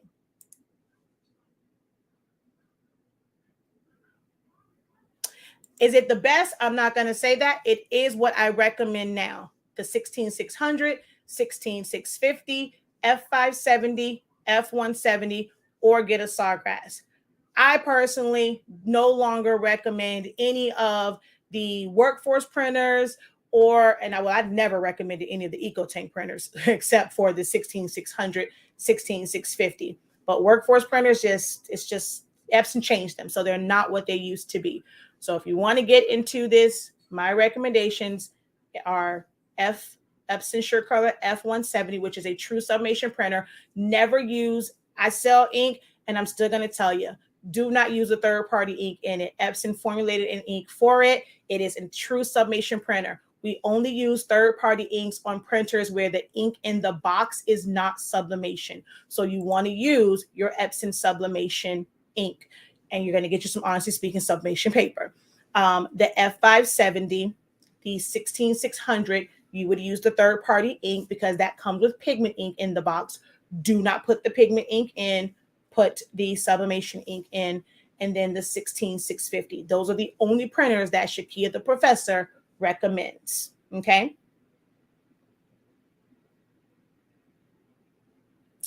She says I'm the babysitter. Okay, no problem. All right. So I'm gonna go press some things, and we're going to get out of here. I just want you guys to see how it presses. And of course, hard substrates, anything that's coated. So MDF that's coated. You have metal like the business cards. You have plaques and things like, so there's a lot of different substrates. Amazon has a bunch of them. Just make sure that it says sublimation in the screen. There's a lot of sites. One of my favorite sites is Johnson's Plastics Plus. They have a ton of great quality things, whether it's like the Unisub plastic for things like coasters. They have MDF coasters. They have, people always say like neoprene, you're not sublimating the neoprene like koozies and can coolers. There's fabric wrapped around it, but you have the neoprene in the middle. But Johnson's Plastics Plus, the code, if you want to save 15% over there, is 9PKD6. 9PKD6 is the code to save 15% off whenever you purchase from Johnson's Plastics Plus. You also can go to Heat Transfer Warehouse. They have some blanks and things over there as well. But my go-to outside of like the blank spot, if I got some things from them, I order about some things from Amazon. is Johnson's Plastics Plus. That's where I get a lot of my substrates from. There are a ton of people who have started businesses, small businesses that will sell blanks. I am not saying to not order from them. It might be this, whoever you research, if the prices work for you, if the quality work for you. I'm only telling you the places that I personally shop is Johnson's Plastics Plus, and I use my code. I've gotten a few things from Heat Transfer Warehouse. I have gotten some things from the Blank Spot and Amazon. So that's like my core places where I personally go for blanks. There's a lot of other places as well. You can do your due diligence, your research on that, on what's going to be the best place for you to buy your blanks from. Okay. All right. Now we're going to press some things. All right. And we're going to wrap up after that. Any questions? So while I just realized I did not print out my print, so let me go over to Silhouette Studio. Any questions for me while I'm printing out this this print? Any questions for moi? Oh, you know what? I'm going to print out. My student was over here and she designed up something. It's for a school. I'm actually going to print that out just to print it out, and I'll print it on a rag. That's something that she can probably upsell to them as well. So we're going to take this file that my student, well, my apprentice did yesterday. We're going to set this up to 11. I'm going to set, wait, I need a box. And I'm going to make that 11 by 11 so that I can size this up.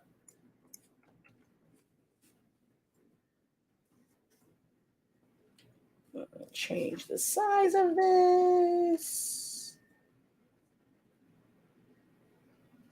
Okay, wait, my phone is in the way. My website is HSINK365.com. So the same way our logo is here, HSINK365. Okay, so it stands for Honesty Speaking. Then you have the ink, 365.com.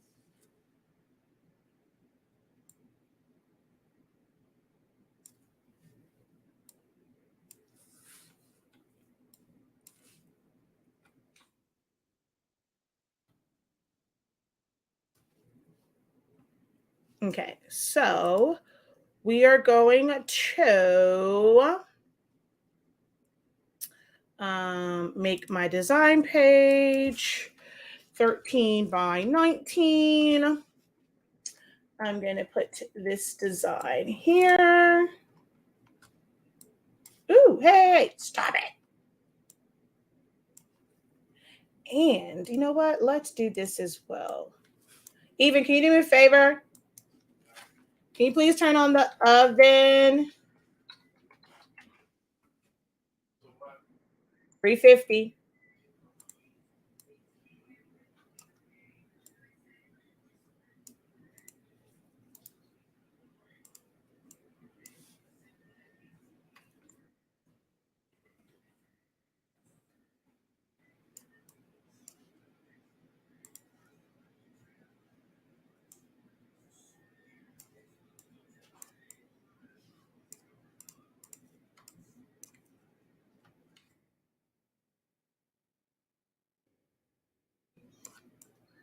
Ooh, I'm going to barely fit this sucker on here.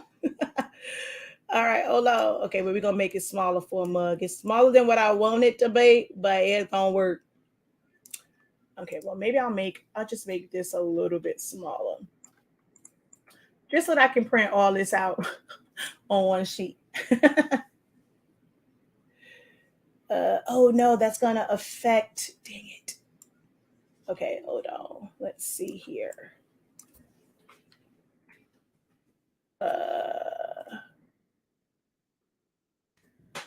Woohoo! Look at that. Turn that sucker sideways. All right, boom. There we go.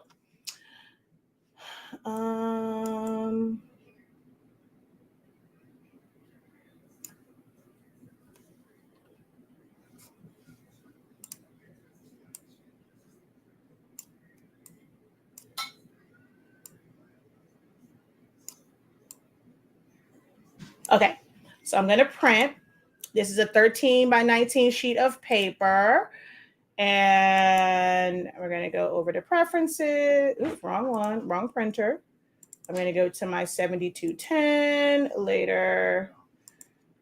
Preferences, choose mine for the 13 by 19. We're going to go ahead and hit OK and print. Ooh, I don't have 13 by 19 paper in there. I can see that that is clearly 11 by 17. Let's go ahead and change that out.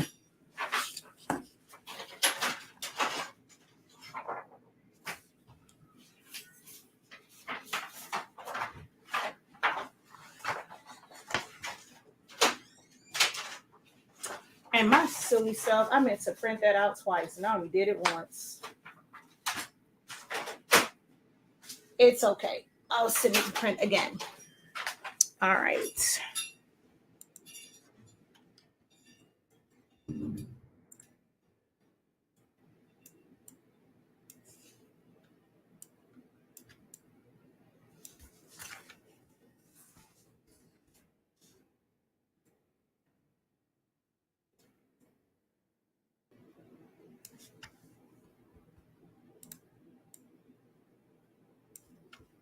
All right, file, print.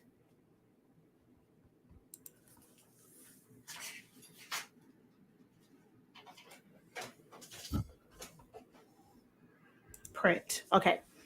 I assume it's necessary to get a large heat press. No, not necessarily. I just got a 15 by 15 heat press. It just depends on the type of projects that you want to do. Those who follow me know that I am team small.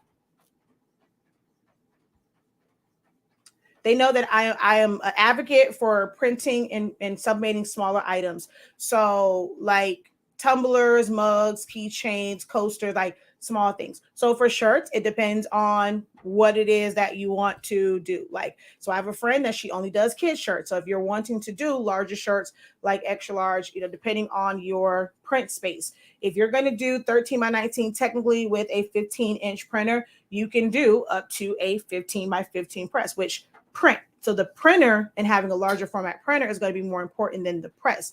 So if it is longer than 15 inches, you can press it in sections.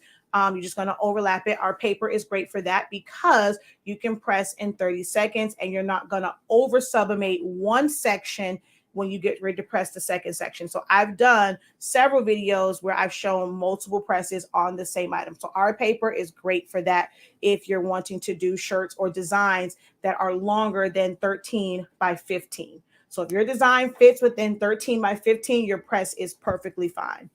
If you're wanting to do all over, you can do it. I don't teach it. I don't recommend it. I just think that's counterproductive to do a lot of piecing in sections and all that stuff. I think that's very counterproductive, but some people do it. Plenty of videos on that. I just don't really teach that quite often for all over shirts. Now I do it like for rugs and towels and things like that, but not for shirts.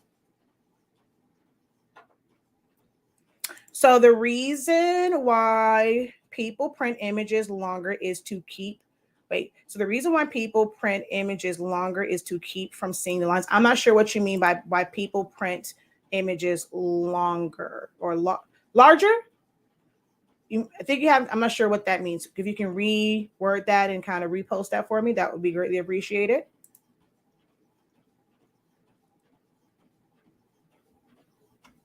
He's like, you got us covered. I'm in. Awesome.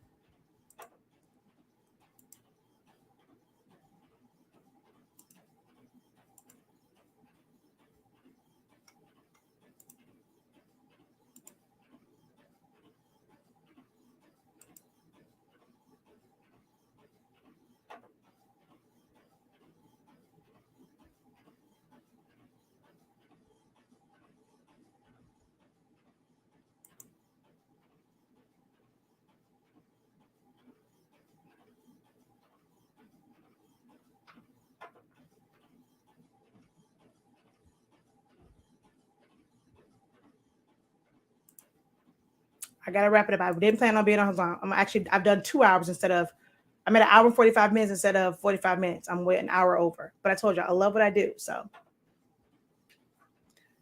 but this was a full class. Like literally a full class. It really is. Like some people will go and they'll have those videos, of course, not answering questions.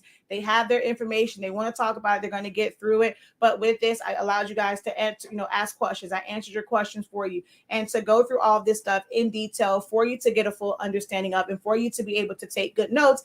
It does take longer than 45 minutes. I know that like I said, I taught this over 6 days and each day was at least an hour and a half to 2 hours. There is a lot of information for this, and you can definitely get it bit by bit, little by little, piece it together. But if you're watching the right education, you're going to get the information right the first time. And what seems so scary when you're trying to figure out yourself, you're in these groups getting a lot of misinformation from people who are just regurgitating something else that they heard in a popular group. This is where it becomes frustrating, and there's horror stories and there's things messing up. Not to say that following me, you're not going to have mess ups. Hell, I've had some mess ups, even on live video. Like I've had some things that happen. It's just the nature of it when you are hand making things. But I also teach you how to navigate those, how to troubleshoot, how to understand how to make the corrections and how to fix it, helping you to identify the types of lines. Are these banding lines from the wrong ink, from the wrong setting? Are these banding lines because one of your inks is low? So there is a lot to this that you're going to learn over time, especially with following me, okay? So here is the design. Woo, the printout. One of the things I want you to know is the color, right? So with a lot of the eco tanks, you'll get this and it's going to press this color. It's going to end up being a blue. But you're going to see the color of this once we press, printing from a printer that uses pigment ink. So I just want you to take note of the color, okay? Take note of the colors. Oh, I got scared for a minute there. Okay. Now, this one, I will say, whenever I'm doing full on black, I do prefer, like if it's something like this and it's for a tumbler. On a shirt, you would never know. But on a tumbler, I will say that because of the way black ink goes down, and the 8550 is also a good one for that, where you can use plain paper because there's 2 different blacks going down. But to get a more saturated black, I will say that using premium matte set to standard, dropping your density does work. The color changes a little bit for the colored parts, but for the black, it comes out so much. It comes out a little bit better. So I'll show you the differences. This one is, I don't remember. Hold on. Let me go get the other ones. Then I'll probably remember.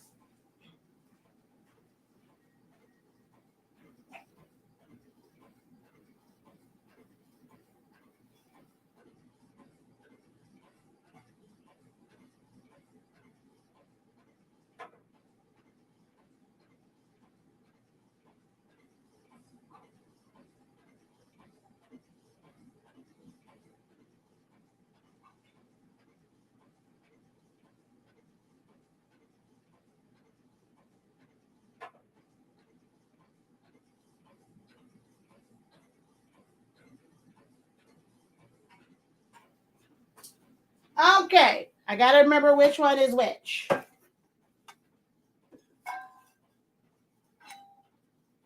So I brought this one to show. I've had some mishaps. What the hell is in there? So I've had some mishaps. And this is what I was using, the smaller oven. I don't have any of these mishaps now that I use the big oven. Okay, I think this is the one with plain paper setting. Now, this was printed with plain paper setting. So smaller sections of black, they come out black. You don't have an issue with it. It's normally when you're doing like a large section. This right here, plain paper setting. You get vibrant colors, okay? Now, these 3, okay, I can tell this is the one. So you can tell slight differences. I know over here, because of the LED light, my ring light, they look plum or purplish on camera, like really plum, but they're not. But wait, this one was printed in person. It's not too bad. It does it has a slight grayish look to it, but the blues and reds are like amazing, right?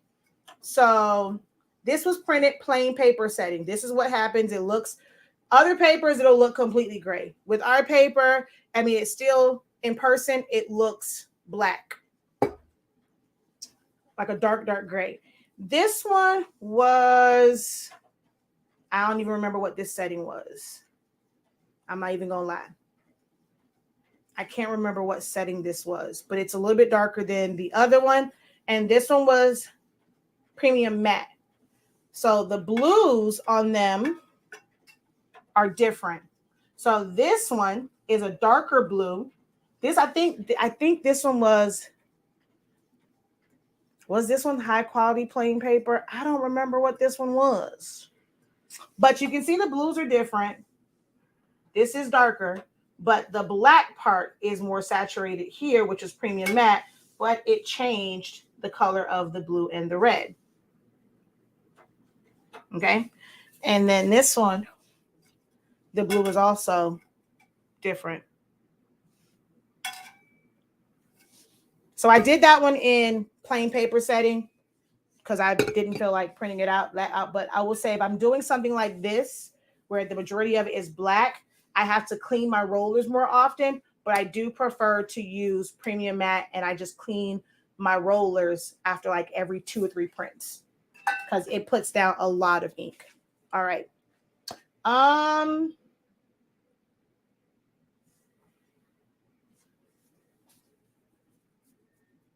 just thought about it. Do I have any more? It really was a full class. Thanks. You are very welcome.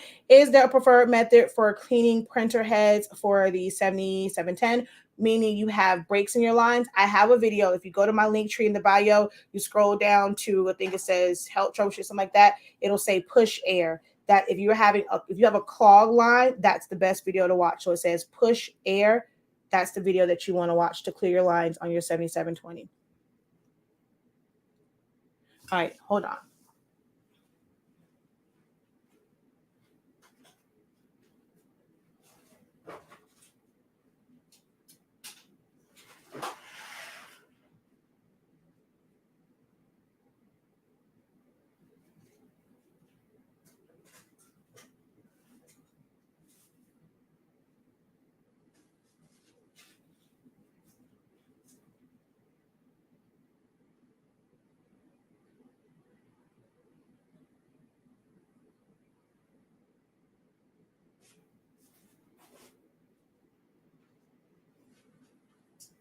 All right, I had to go grab a microfiber towel.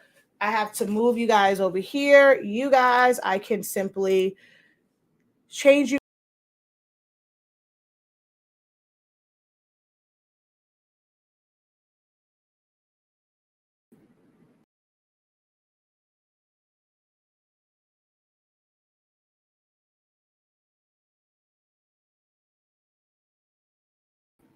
Okay, give me a second. I have no idea what is picking up on my, oh, TikTok. Okay.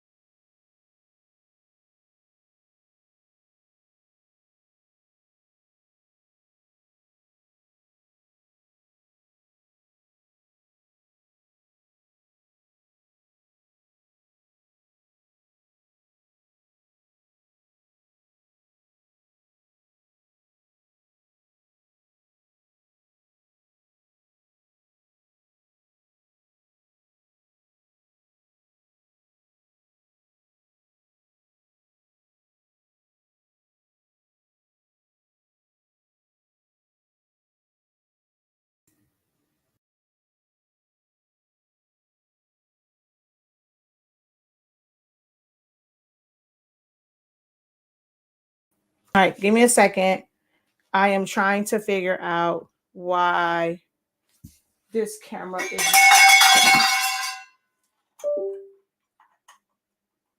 is not picking up.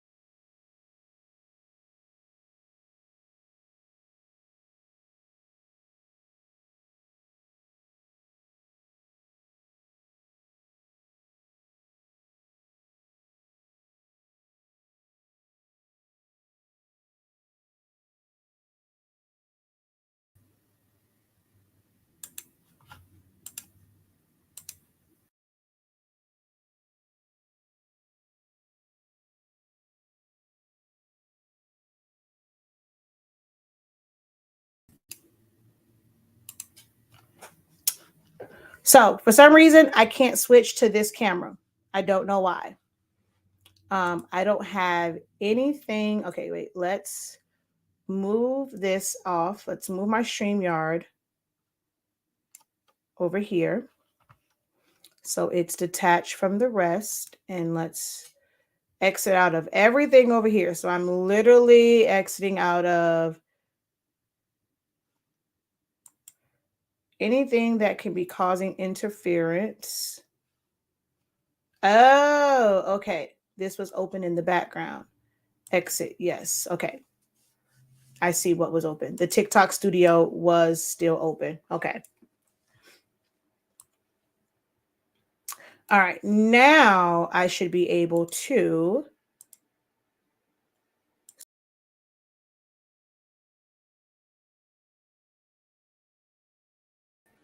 Seriously? What the heck? I have nothing open.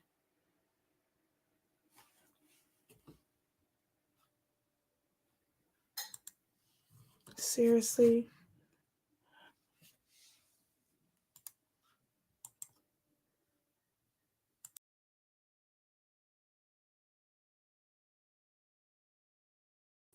From long distance. So, all right, we're going to move you guys over.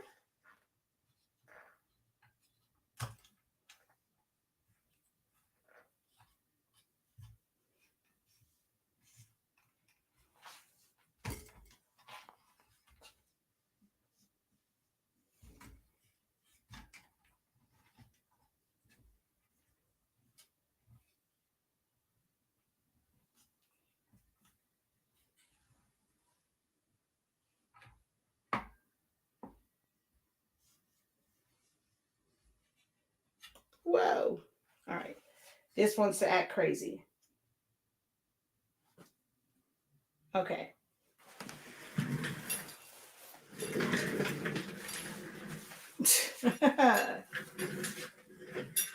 All right. Sorry, it's going to be a weird angle because this one isn't even working. So I was going to move y'all over here, but I can't even use this one. So we're just going to move this out of the way. And unfortunately, y'all will have to watch long distance. So for the shirt, I can thread mine. So I'm just going to throw this on here like this.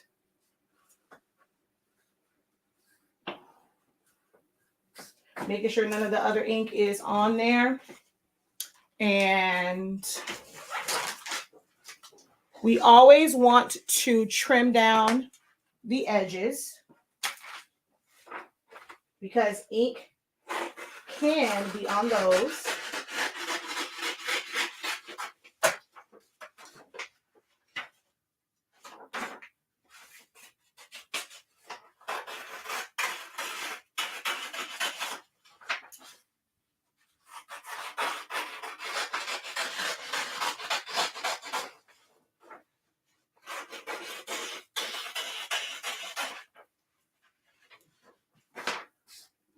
I'm going to just check. Ah, come on. It's been on too long.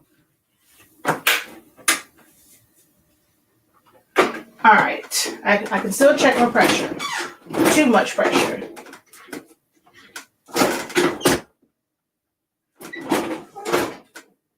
Okay. Once this gets back up to temperature, we're going to be ready to go. But what we're going to do in the meantime is wrap this tumbler. Can you guys still hear me over here? Because it was going in and out. So we're going to wrap this tumbler since the heat on there had already turned off. Okay. So let's see. Let's grab a tumbler.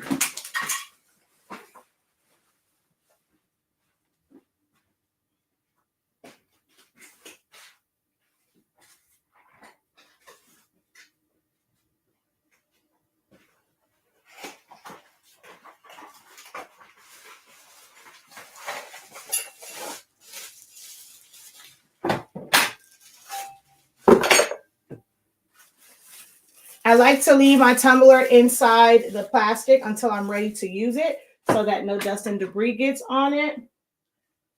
I'm going to pull y'all back some because that way I can show here and there. We're going to cut this down. Whichever side you're going to put on the tumbler, that's the side that you cut down, and you want to leave a little bit of extra. So because this side is close, I'm just going to cut down this side because I have a little bit extra on that side. You do want to cut into your design. If you sweep with the scissors, you can cut it with the scissors. If not, I recommend a straight edge ruler and an X-Acto knife or a rotary cutter. So I'm only going to cut down one side. I don't cut down my tops and bottoms. I like to kind of keep those intact. I'm going to take this and we're going to go ahead and wrap it on here.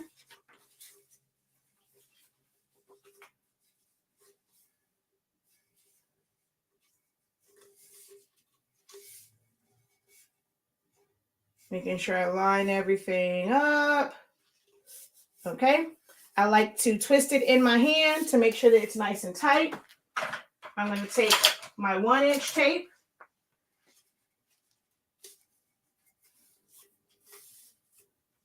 And we're going to put it in the middle.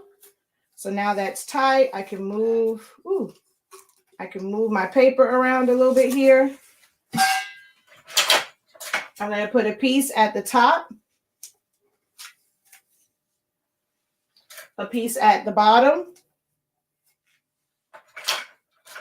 a piece in the middle of the top one, and the bottom. So I put 5 pieces of tape on my tumblers. Okay, push that down. We're then going to go over this with some painter's tape from the Dollar Tree.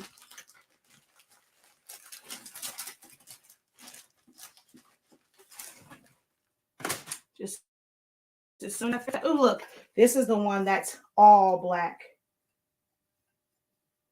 And you can see that's black. The only thing that's white on here is the logo, but it's all black.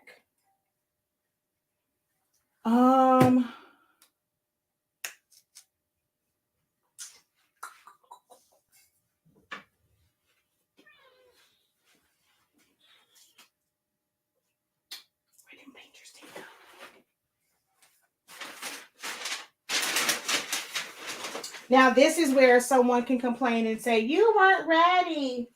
Because I wasn't. I have to go in and out the room. So this is the time where someone can say that.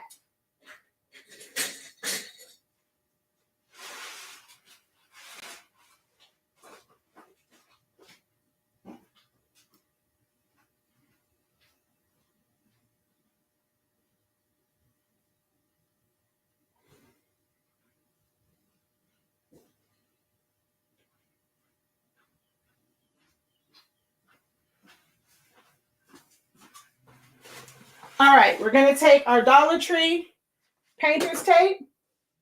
Okay. and I'm going to go down the seam.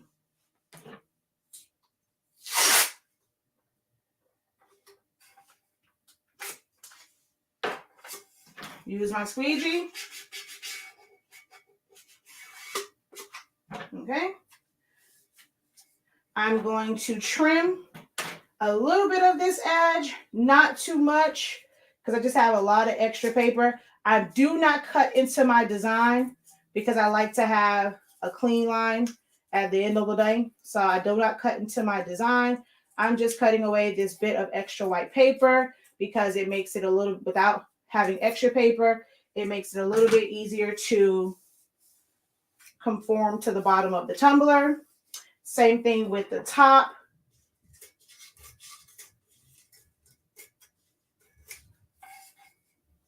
I'm trimming away the extra white. I do not cut into my design. And I go like this to make sure it's nice and smooth along the top. So I can put it down. I'm going to put my painter's tape around the bottom edge just to keep that gas from escaping. You are not doing this to keep air from getting in. You're putting it there to keep gas from getting out. And I do that just to kind of create a nice seal along the edges and keeping the paper close to the tumbler. Painter's tape will leave a residue if it touches your substrate. So you don't want to have it touching your cup. So that's why I put that there. It just works out better for me when it comes to just making it nice and tight. But then I use heat tape so that I can wrap it. I can actually go around the base of it and seal it off because this is not sealed. All right. So in a press, the press creates that pressure and that seal. In an oven, this is open and exposed. So we're going to put the tape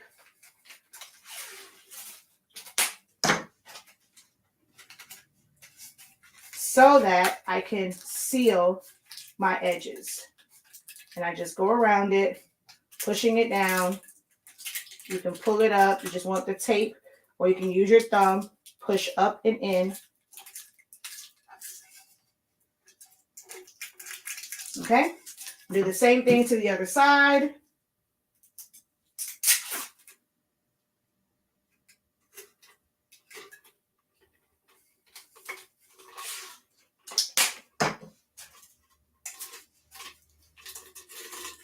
And then up and in. Does our paper come in 17-inch rolls? That is one of the things we want to add. Before, they were only in 13-inch and 24-inch. The 17 and 11 are ones that we want to add to our lineup because there are some printers like the 7510 that does 11 inches wide. So, it's only 11 inches wide. So we do want to add those to it. So I'm going to put this in an oven, face down, the oven that's in my kitchen, 4 minutes. And in that 4 minutes, we're going to press the things over here. Oh, my bad. I was going to do the mug in the oven as well, but I forgot to grab one. So we won't do a mug today. So I'm going to go put this in the oven. Then we're going to press this shirt and this rag.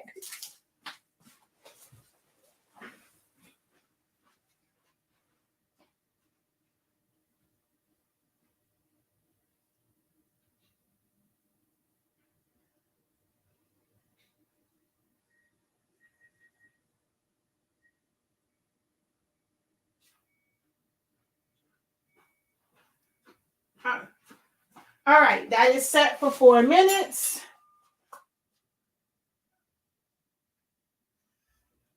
Now we're going to press this to this shirt.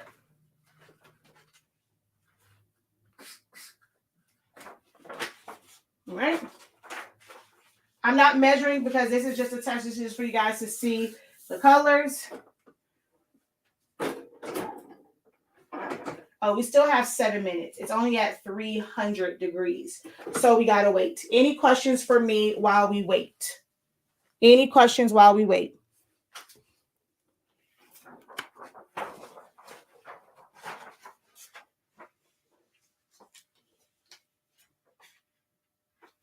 This has a little bit of ink that I can actually see. So this is why it's important to always trim your edges, because you don't want that ink to get on your platen or on your substrate if the edges of your paper. I didn't need to cut all of this.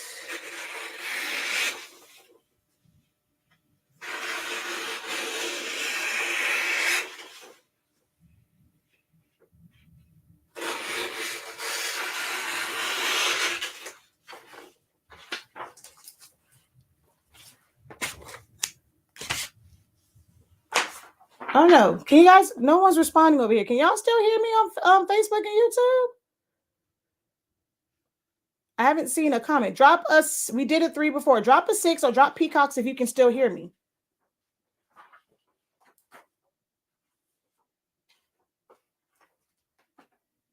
All right, we're only at 3:15. Perfect time to ask questions.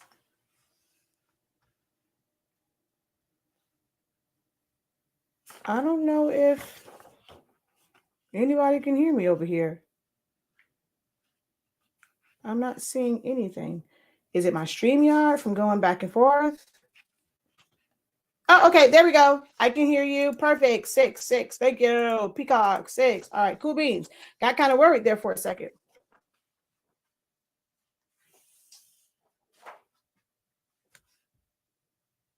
All right, feel free, guys. We have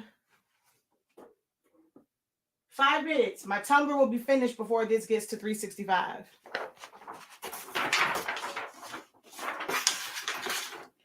Here's another tumbler with colors to it. This is another one where it fell down in the oven. So of course it burnt because it was too close to the element. But this side looks amazing. This is plain paper setting. So this is the side that burnt because it fell down. And that was closer to the heating element. Sublimation or convection oven. Conventional oven. It is the oven that's attached to my stove that my tumbler is in right now.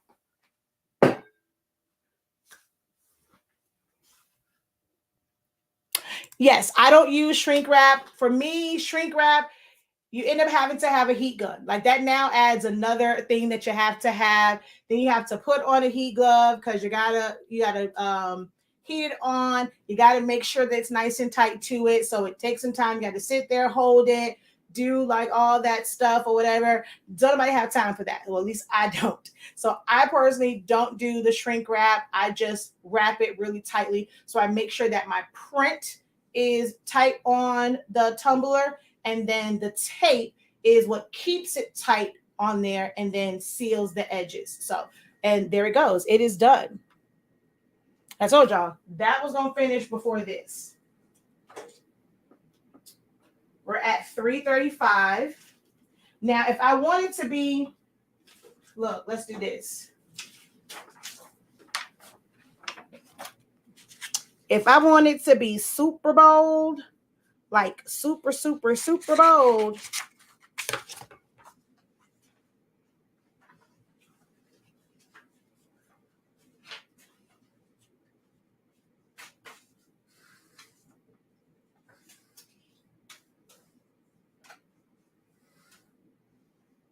I am currently at 340 degrees.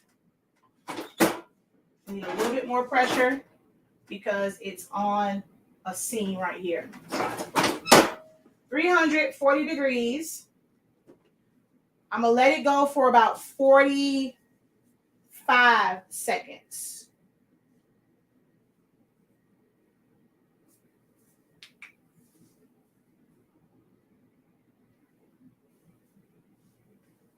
We're not even at 365. So I want to show you, like this is showing you unedited, nothing like that, what this paper does and why you need it in your life. So that was 30. I'm going to let this go until it gets to 15. So that'll be a total of 45 seconds just because we're at a lower temperature. I told y'all, I don't do 60 seconds. I refuse to do 60 seconds. So this was 45 seconds at 340 degrees. Well, it was off a little bit at the top, but look at that.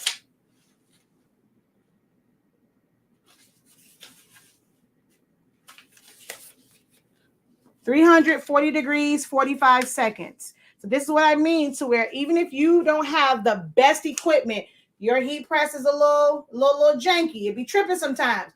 The heat don't quite get up to 365, may not get up to 400 degrees. You're not quite ready to spend any money on a heat press. Get you some Honestly Speaking sublimation paper, because even if that press and you measure the temperature, it only gets up to 340 degrees. Guess what? You can still do sublimation. You just have to press it for a little bit longer. 340 degrees, 45 seconds. Okay, so let me go run and get this because it's been longer than 4 minutes, Jesus.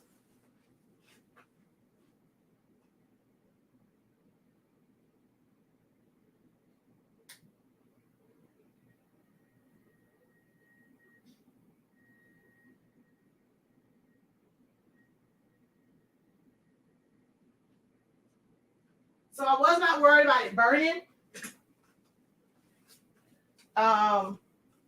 With our paper, especially with it sitting upright in the oven, it typically does not burn. So does our rolls come in 17? We don't currently have that now, but it is something that we are looking to add.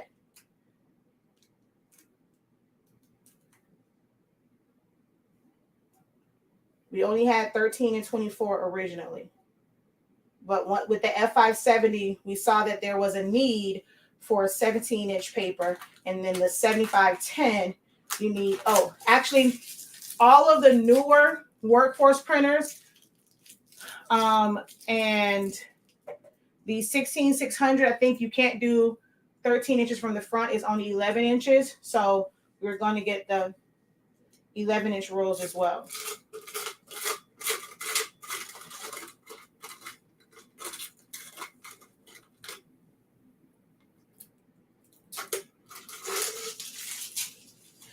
In my oven that I use, I put it in there 350 degrees for 4 minutes. 350 degrees, 4 minutes.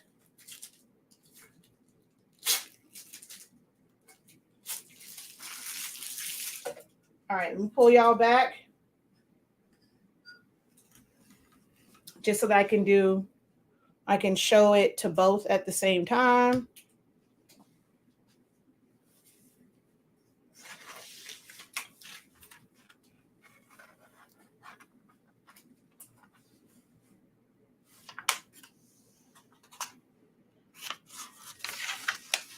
Shit, that's hot. That's what's left. That's the seam. Wait, where is it? Oh, right here. Shit. Excuse my French. The seam is, there you go. There's the seam. And so some people will say, like, how do you sublimate a black tumbler? You don't sublimate a black tumbler. You have a white tumbler. You just make your background whatever color you want. If you wanted it to be all pink, all blue, all teal, whatever it is, you would fill that in and then you wrap it. And this is what we are left with. Okay. Gloves are for suckers. I'm so used to doing this. I'll just grab a rag. It just happened to hit my skin, but actually now it's not even that hot anymore. But I'm going to grab this print because I want you guys to see with an EcoTank printer, a lot of the times these teals and colors like this, they will sublimate blue still. Sublimation, when it comes to blues, to certain greens and certain teals, they will print out blue because sublimation ink is heat activated. So you can see that color, but look at the color of the tumbler. Even with the orange, look at the eagle. So you get your vibrant colors once you press it, okay?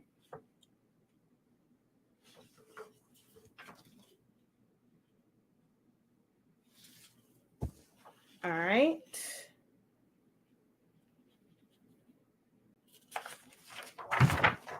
Yeah, see, this isn't even hot anymore. I use a 70. This one was printed on a 7210. We have a 7210, a 7720, and a 7820 that all have sublimation ink in it. But this was printed with a 7210.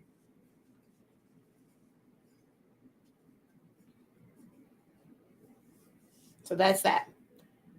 I don't waste time wiping it down with alcohol and drying and all that stuff. That's team too much. All right. So let's grab our shirt again. Oh, come on. Y'all see all my junk on the floor. Because my oh, come on. All right, hold on, y'all.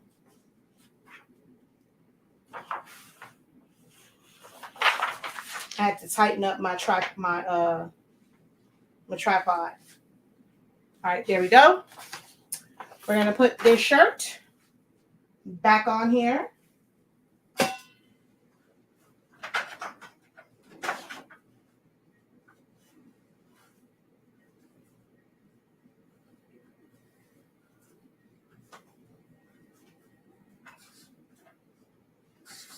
Just check my pressure again. I want to be at about a 1. No, this isn't the one I want. I want this one. So when I'm doing this application, I will not need a piece of butcher paper underneath. I'm using a shirt that had, like, it's a quality shirt, so I'm not worried about the gas going through the shirt. Now, if it was something like, let's say, like a Dollar Tree pillowcase, that thin satin, I would be worried about that. But I'm not worried about this particular part going through. So if I was just doing a shirt, I would not need a piece of parchment paper, butcher paper, anything until I wanted to take out the lines of demarcation. I don't need tape. This is a nice size print, so I don't do the whole taping it down and doing all that stuff. I'm simply going to put my print right here.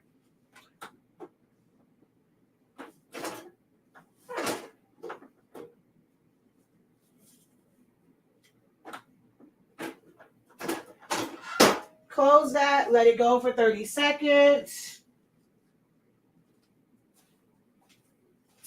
I am going to use a piece of butcher paper, but that's going to be once it comes up, just so I can get rid of that line of demarcation. So with using this, I have saved big time because I don't have to use a piece of parchment paper underneath, on top. I don't have to worry about lint brushing. I don't have to use all that tape. All I do is just put it down, press it for 30 seconds. And after 30 seconds, this is what's left on the paper.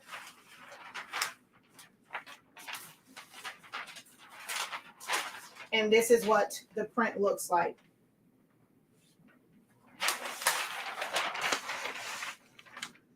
So now if we look at this one from 30 seconds to 45 seconds at 340 degrees and 365, they are the same. I just had to do a little bit more time. Okay. So same thing for you guys over here. You can see this. And then this was the one that was 340 for 45 seconds. I mean, now that it was up to temperature, it's a little bit more detail in it. And of course, this is larger. But when you look at just like the baseline colors, yes. Quality, you mean 100. No. So you have some things. The pillowcase from Dollar Tree is 100% polyester, but it is a very thin fabric. The way it's woven together, it's very, very thin. It's very porous. The gas will go straight through it. So this one, it's tightly woven. So that gas is really getting into like this before it kind of goes through the back. It never goes like, so you can see, of course, because it's thin, but it would not go through the back. You're not going to see the impression on my heat press or anything like that. So it's just the quality of it and how it's woven together. All right. So there's that one. Now, here's when you will need butcher paper, right? I was going to do the top, but I'm not going to do that. You just press, you just watch other videos, you put the paper on top, you repress it. That's not even a real shirt, so I'm not going to worry about it.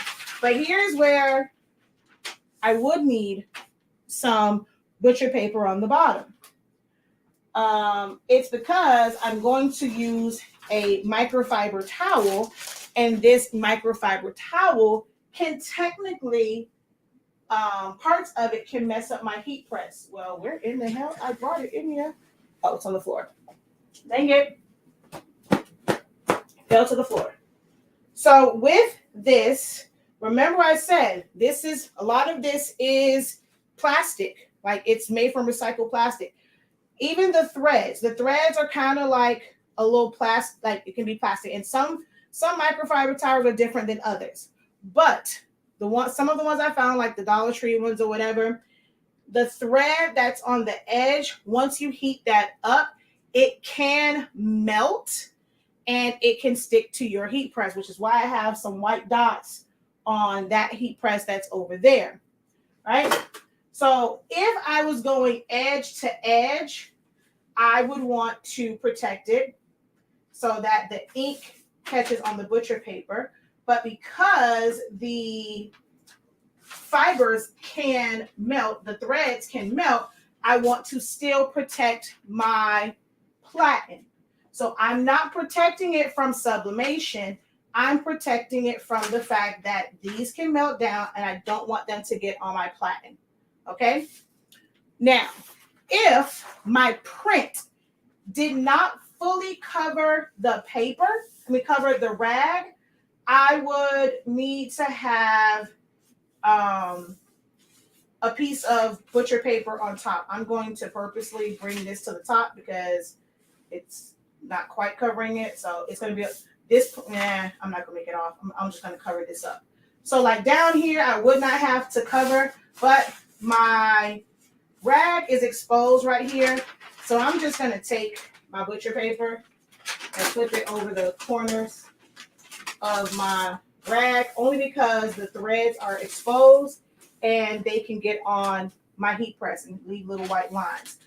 But most times when I'm doing this, I have a full 13 by 19 page. I pull it down some, it fully covers my rag. Once I trim down the edges, I don't have to tape, I don't have to use butcher paper on top or anything like that. But with this one, the only reason why I'm covering it up is to cover up the threads of the microfiber towel. So we're going to go ahead, push that back in there like that. And I'm going to press this 365 degrees, 30 seconds. No, so the shirt that I have, that was either Sports Tech or Team 365. I got those from Jiffy Shirts, but they do have, I think, the Sports Tech ones at S&S Activewear. What is my go-to substrate for dark shirts? It depends. So I still like Jet Pro 3G, so I'll use that. I use DTF. I use screen print transfers.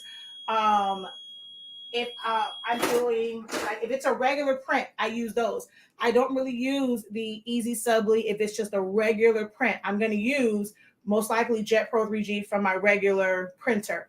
Now, if I want to have that shimmer, I'm going to use Glitter HTV or like Econo Subs fabric or their vinyl. I kind of use those, but for the most part, if it's for a dark shirt, I'm not using sublimation unless I'm doing sublimation to glitter. And for me and my thought process, unless it's a specialty thing like sublimation to glitter, sublimation is not meant for dark shirts. So I don't try to make sublimation work for dark shirts unless I'm doing to glitter.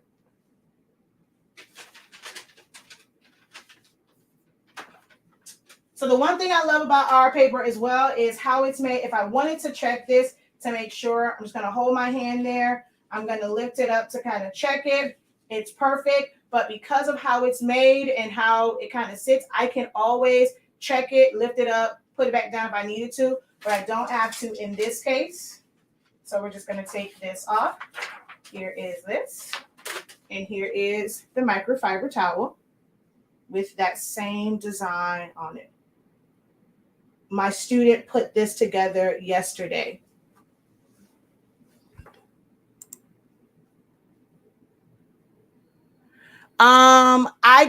It varies. So anywhere from like -21 to like -24 is what I'll end up using. So here's this. So that quick technically from one sheet, I could have done a rag and I did the tumbler. Where did it go? Or I could have done a shirt and a tumbler with the size, like, because this was an 11, and I think this was like 11 inches for this size. So I could have done a shirt and a tumbler, or a rag and a tumbler from a 13 by 19 sheet of paper with the same design. This is how we build bundles. This is how we maximize our profit. This is one of the things that we're going to talk about week 1 of summer school, as well as week 4 of summer school, when it comes to your pricing and maximizing your profit. What can you do? What is the benefits other than just printing out large format shirts and stuff like that? What is the true benefit in having a wide format printer where you can do multiple prints? How does that affect your bottom line? That's one of the things that we're going to talk about in the summer school. Okay. So make sure that you head over to the website and you check that out. So someone says summer school. Yes, we have. Okay, so I understand there are quite a few companies that have vinyl for sublimation for dark shirts. I think that's a bunch of bull. Like, it's, again, my philosophy is sublimation. Unless I am going to take a shirt or take fabric and sublimate the entire thing black, sublimation is not intended for dark shirts. There are other things that you could use, like Jet Pro 3G. I'll use DTF. I'll use, I have an eco solvent printer, so I can use that. But for the most part, Jet Pro 3G worked for me. Hey, that rhymed. So I typically don't kind of mess around with those types, like, because they say they have, like, the quote unquote vinyl. I don't really care for them. Wait, why is this different this time? I think because I was moving it all around. That's okay. So I'm just do y'all like that. Like I said, I just personally don't. I only do it if I'm doing sublimation to glitter, whether it's a design for it or like for my cheer bows. But I don't do a lot of the. Now I like them, but it's not something that I kind of like do all the time, because Econo Transfers has some great products. And so does Caesar with the glitter, with the Easy Subli, but it's just, I erase that from my mind. So that's how I choose to think about sublimation. If I want to do colored shirts, my first thought is not going to be to do sublimation. I'm going to go through other methods that will be better suited for it. Okay.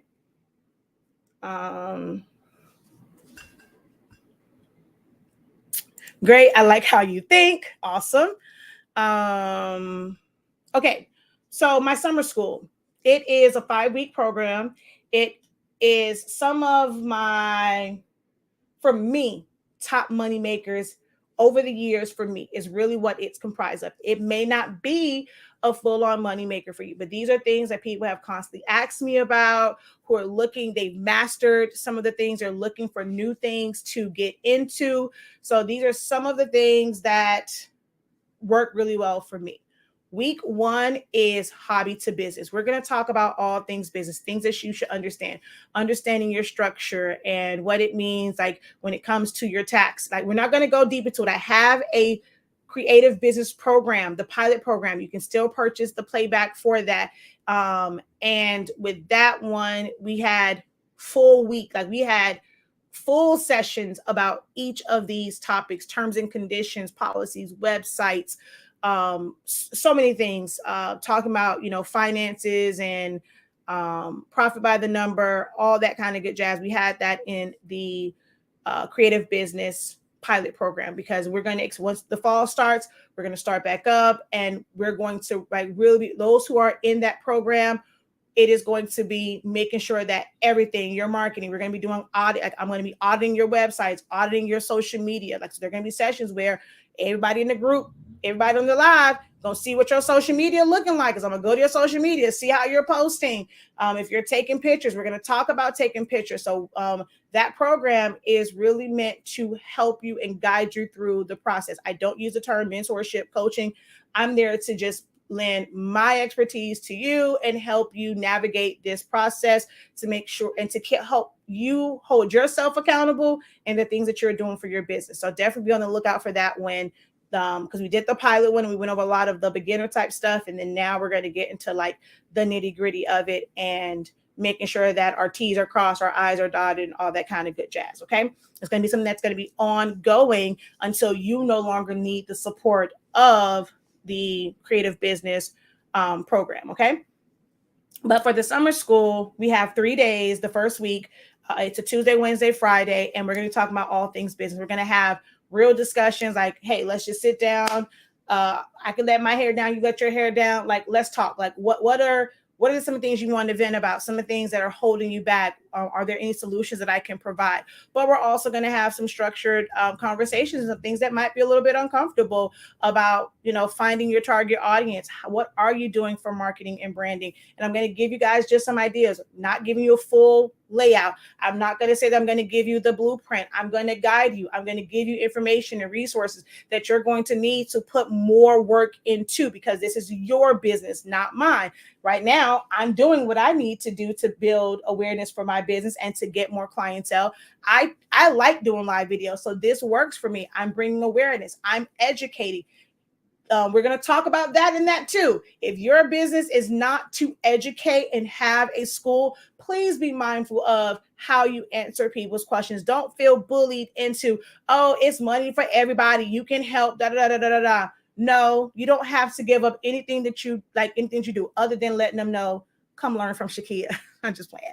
But we're going to talk about that as well, and that blurred line between hobbyists and business, and being in these craft groups, and people want free information. They want free, remove this background for me, do this for me, do that for me. All the while they're doing this to make money. Are they going to give you anything out of that? Because they took on a job for something that they were not able to do. You are doing the work because you took the time to learn how to do it. You figured out the program and all that stuff. And sometimes you don't even get a thank you.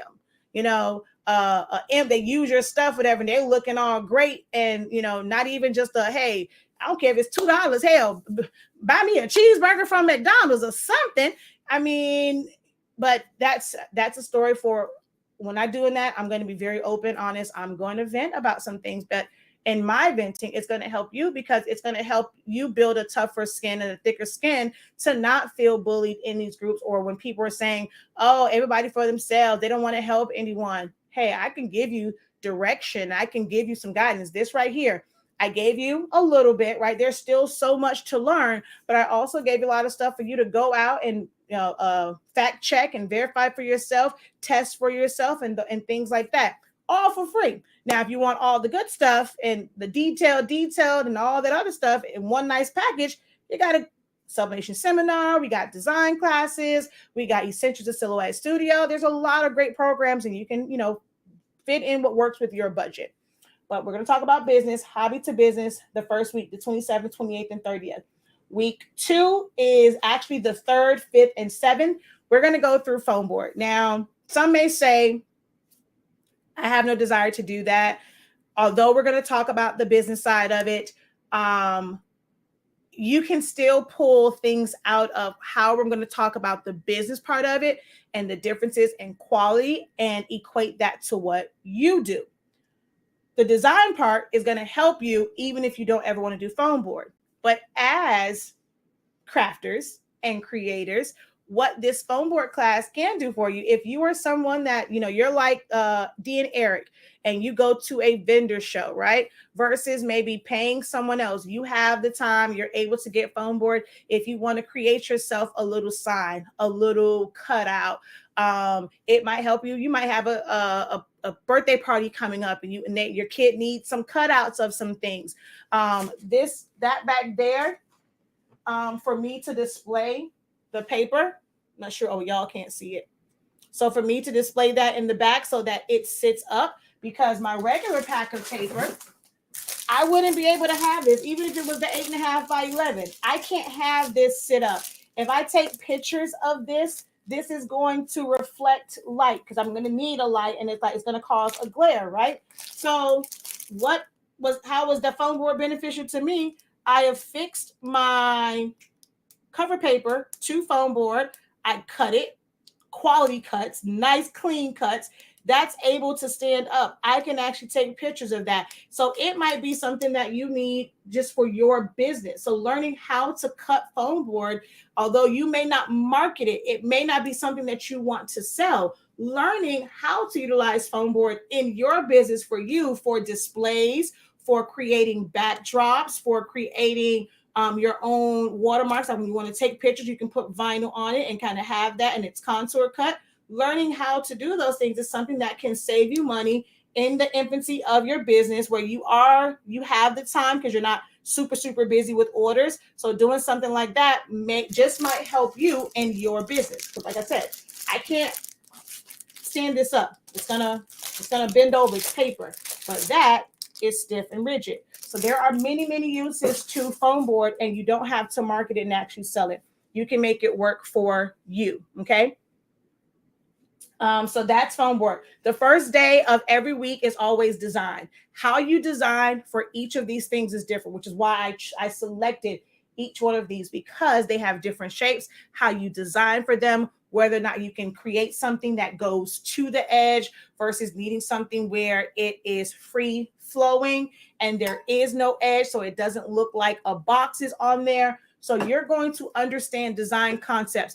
It's not about using a program and just, okay, well, how does the text tool work? I teach design concepts so that you can create more effective and efficient designs. So we're going to learn about designs on the first day. The second day is always the business day. Hey, we're going to get to the money. Talk about numbers. What does it mean? How does it affect your profit margin when you are buying quality versus not so great quality? How can you charge? How can you upsell that, or how can you mark that up? We're going to talk about if you're buying retail versus wholesale, if you're buying sheets versus buying by the larger size. I can get foam board from Michael's and all of those. It'll be a certain price point. The foam board that we have now, we get 4 foot by 8 foot sheets. There are pros and cons to that. We're going to talk about that in the session. Week 3 is customized ribbons. So whether it's memorial ribbons, awareness ribbons. So if you want to, get a contract with someone to make them customize breast cancer ribbons with their company logo on it, but it's pink. They're doing a benefit. They're doing a walk for baby showers. I use ribbons for cheer bows. You can use them for hair bows. You can take a piece of ribbon, all those nice, the ribbons that you see in the stores that have patterns on them. That's sublimation. So maybe you want to, let this be your starting point. You work with somebody that makes tutus. They don't have a sublimation printer. Or maybe you make tutus. You want to save yourself and not have to buy a spool of this crazy print that your customer requested, and you never may use that again, but you can get white ribbon and you can sublimate it. So we're going to really talk about how knowing how to customize ribbons can benefit you, right? This is sublimation. This is sublimation. This is sublimation. Customized ribbon. So if you have characters, you can't find a character that, you have a party.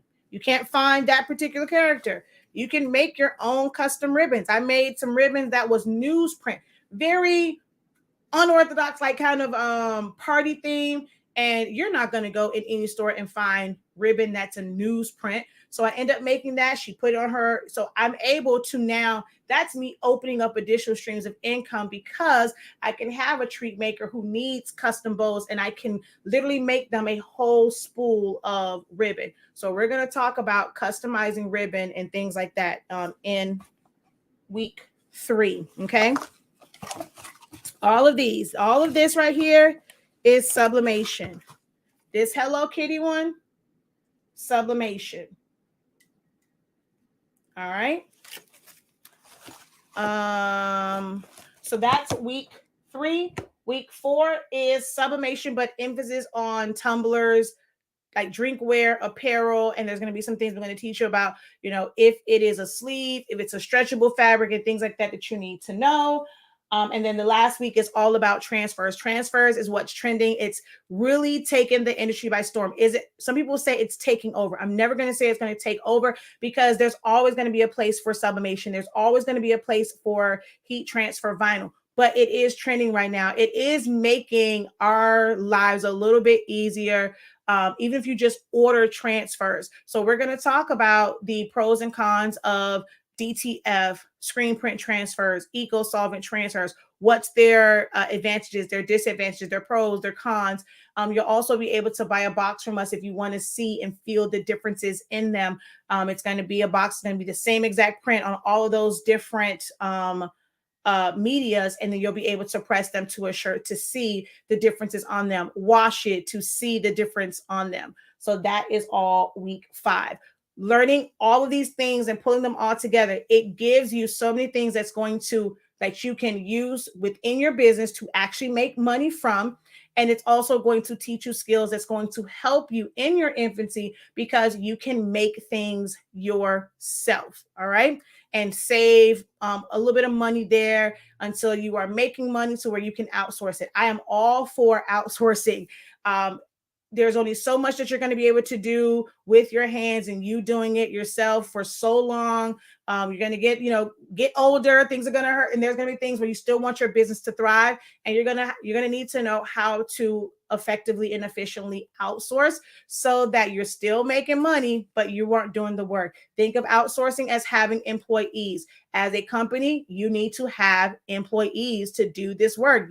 On regular 9 to 5s, you go and you work for someone. You're the worker bees. The owner isn't down there taking phone calls or down there, using a hammer. They're not the ones down there. That's the owner of the hospital is the one down there sticking a patient and drawing their blood. You as a nurse, you guys are the employees. So in your company, if you're not going to have in-house employees to be able to go different things, that's what outsourcing is. It's just an extension of your business. Don't think of it as taking money away from you, because if you had to pay someone to do these tasks, guess what? You're still paying them. So I'm going to help you change your mindset in 5 weeks. And as long as you sign up before Saturday, you're able to take advantage of this for $336. It's 5 weeks. It's a lot. If you're trying to start a business, it's an investment. You got to spend money to make money. That's a small investment. So $336 if you pay for it up front. If you're going to do buy now, pay later, it's $363.65 and or $363.50. Yeah, $363.50 I think is what it is.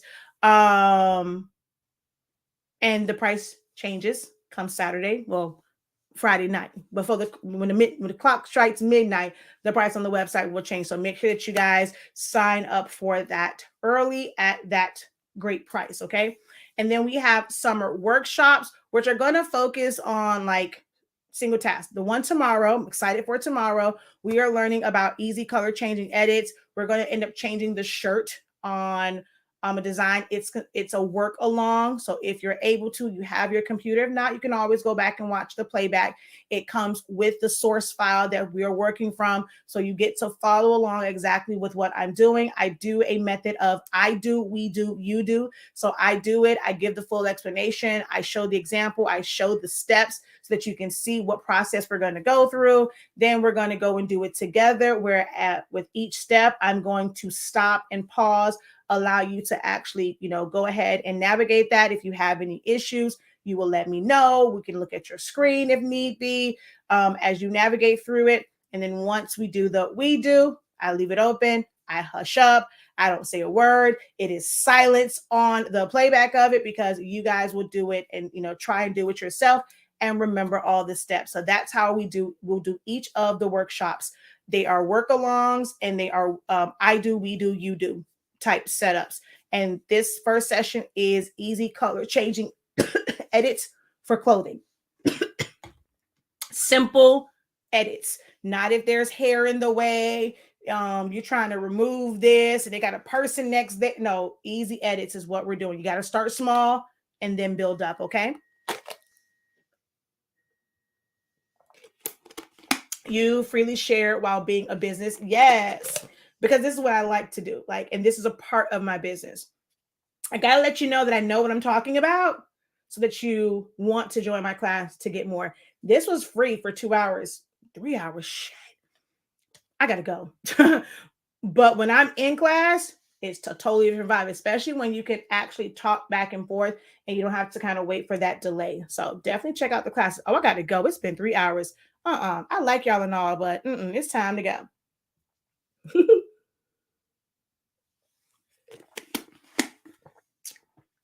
So with that being said, hopefully I will see you guys tomorrow in the workshop. If you want to just kind of test it out and see how I teach in a setting that's not like this, where it is a live video. This was a full-on teaching experience. Okay, we've been on here for 3 hours. I didn't even realize that time flies when you are getting good information and you're having fun. I don't know where the time goes because I just get lost in teaching all of this stuff. But if you just want a glimpse of how I teach in an actual teaching setting, and how you can truly learn from us, it's 1563. We're going to learn from 3 different softwares: Silhouette Studio, Photoshop, and Canva. Head over to the website, sign up for that. It's the easy changing. It's under the workshops. Small investment to see if I am a good instructor for you, if I meet your needs. That's how you can try me out and see before you go and maybe invest, because you'll still have some time, before you invest $336 in learning from me.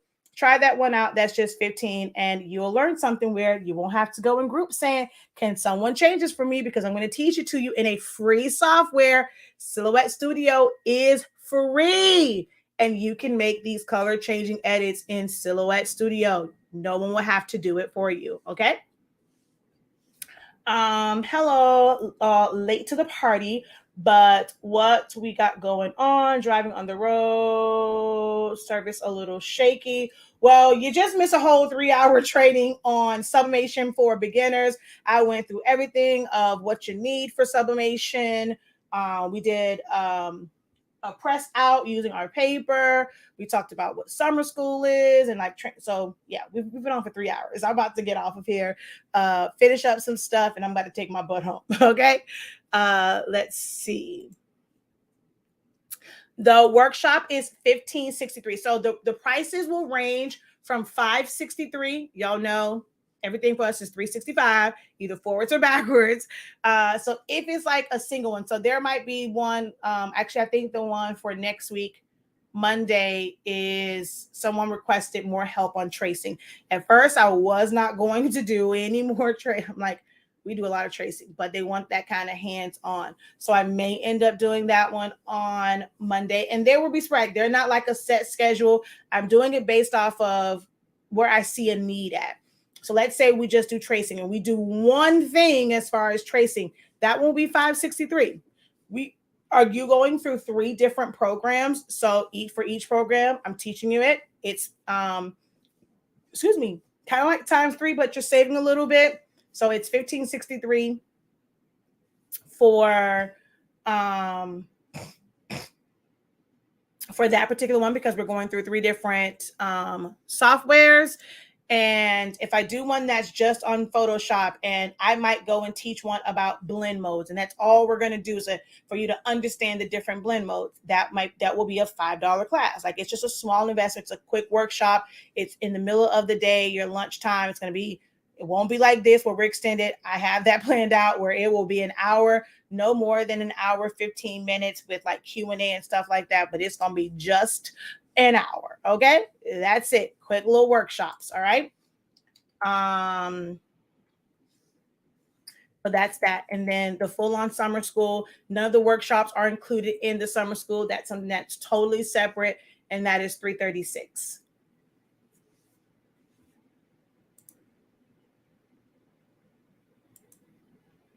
All right. You can visit on our website. I'm going to pull the links again.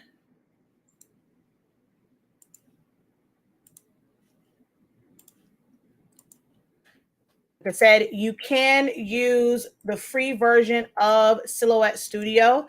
However, if you do desire to have Business Edition, you can always get it from Swing Design. Here is the link from Swing Design to get Business Edition at a discounted rate. Then going straight through Silhouette America. But everything that we're going to learn, you can do it from the free version of Silhouette Studio. Now, everyone doesn't have Photoshop, but at least you'll be able to see what the process is.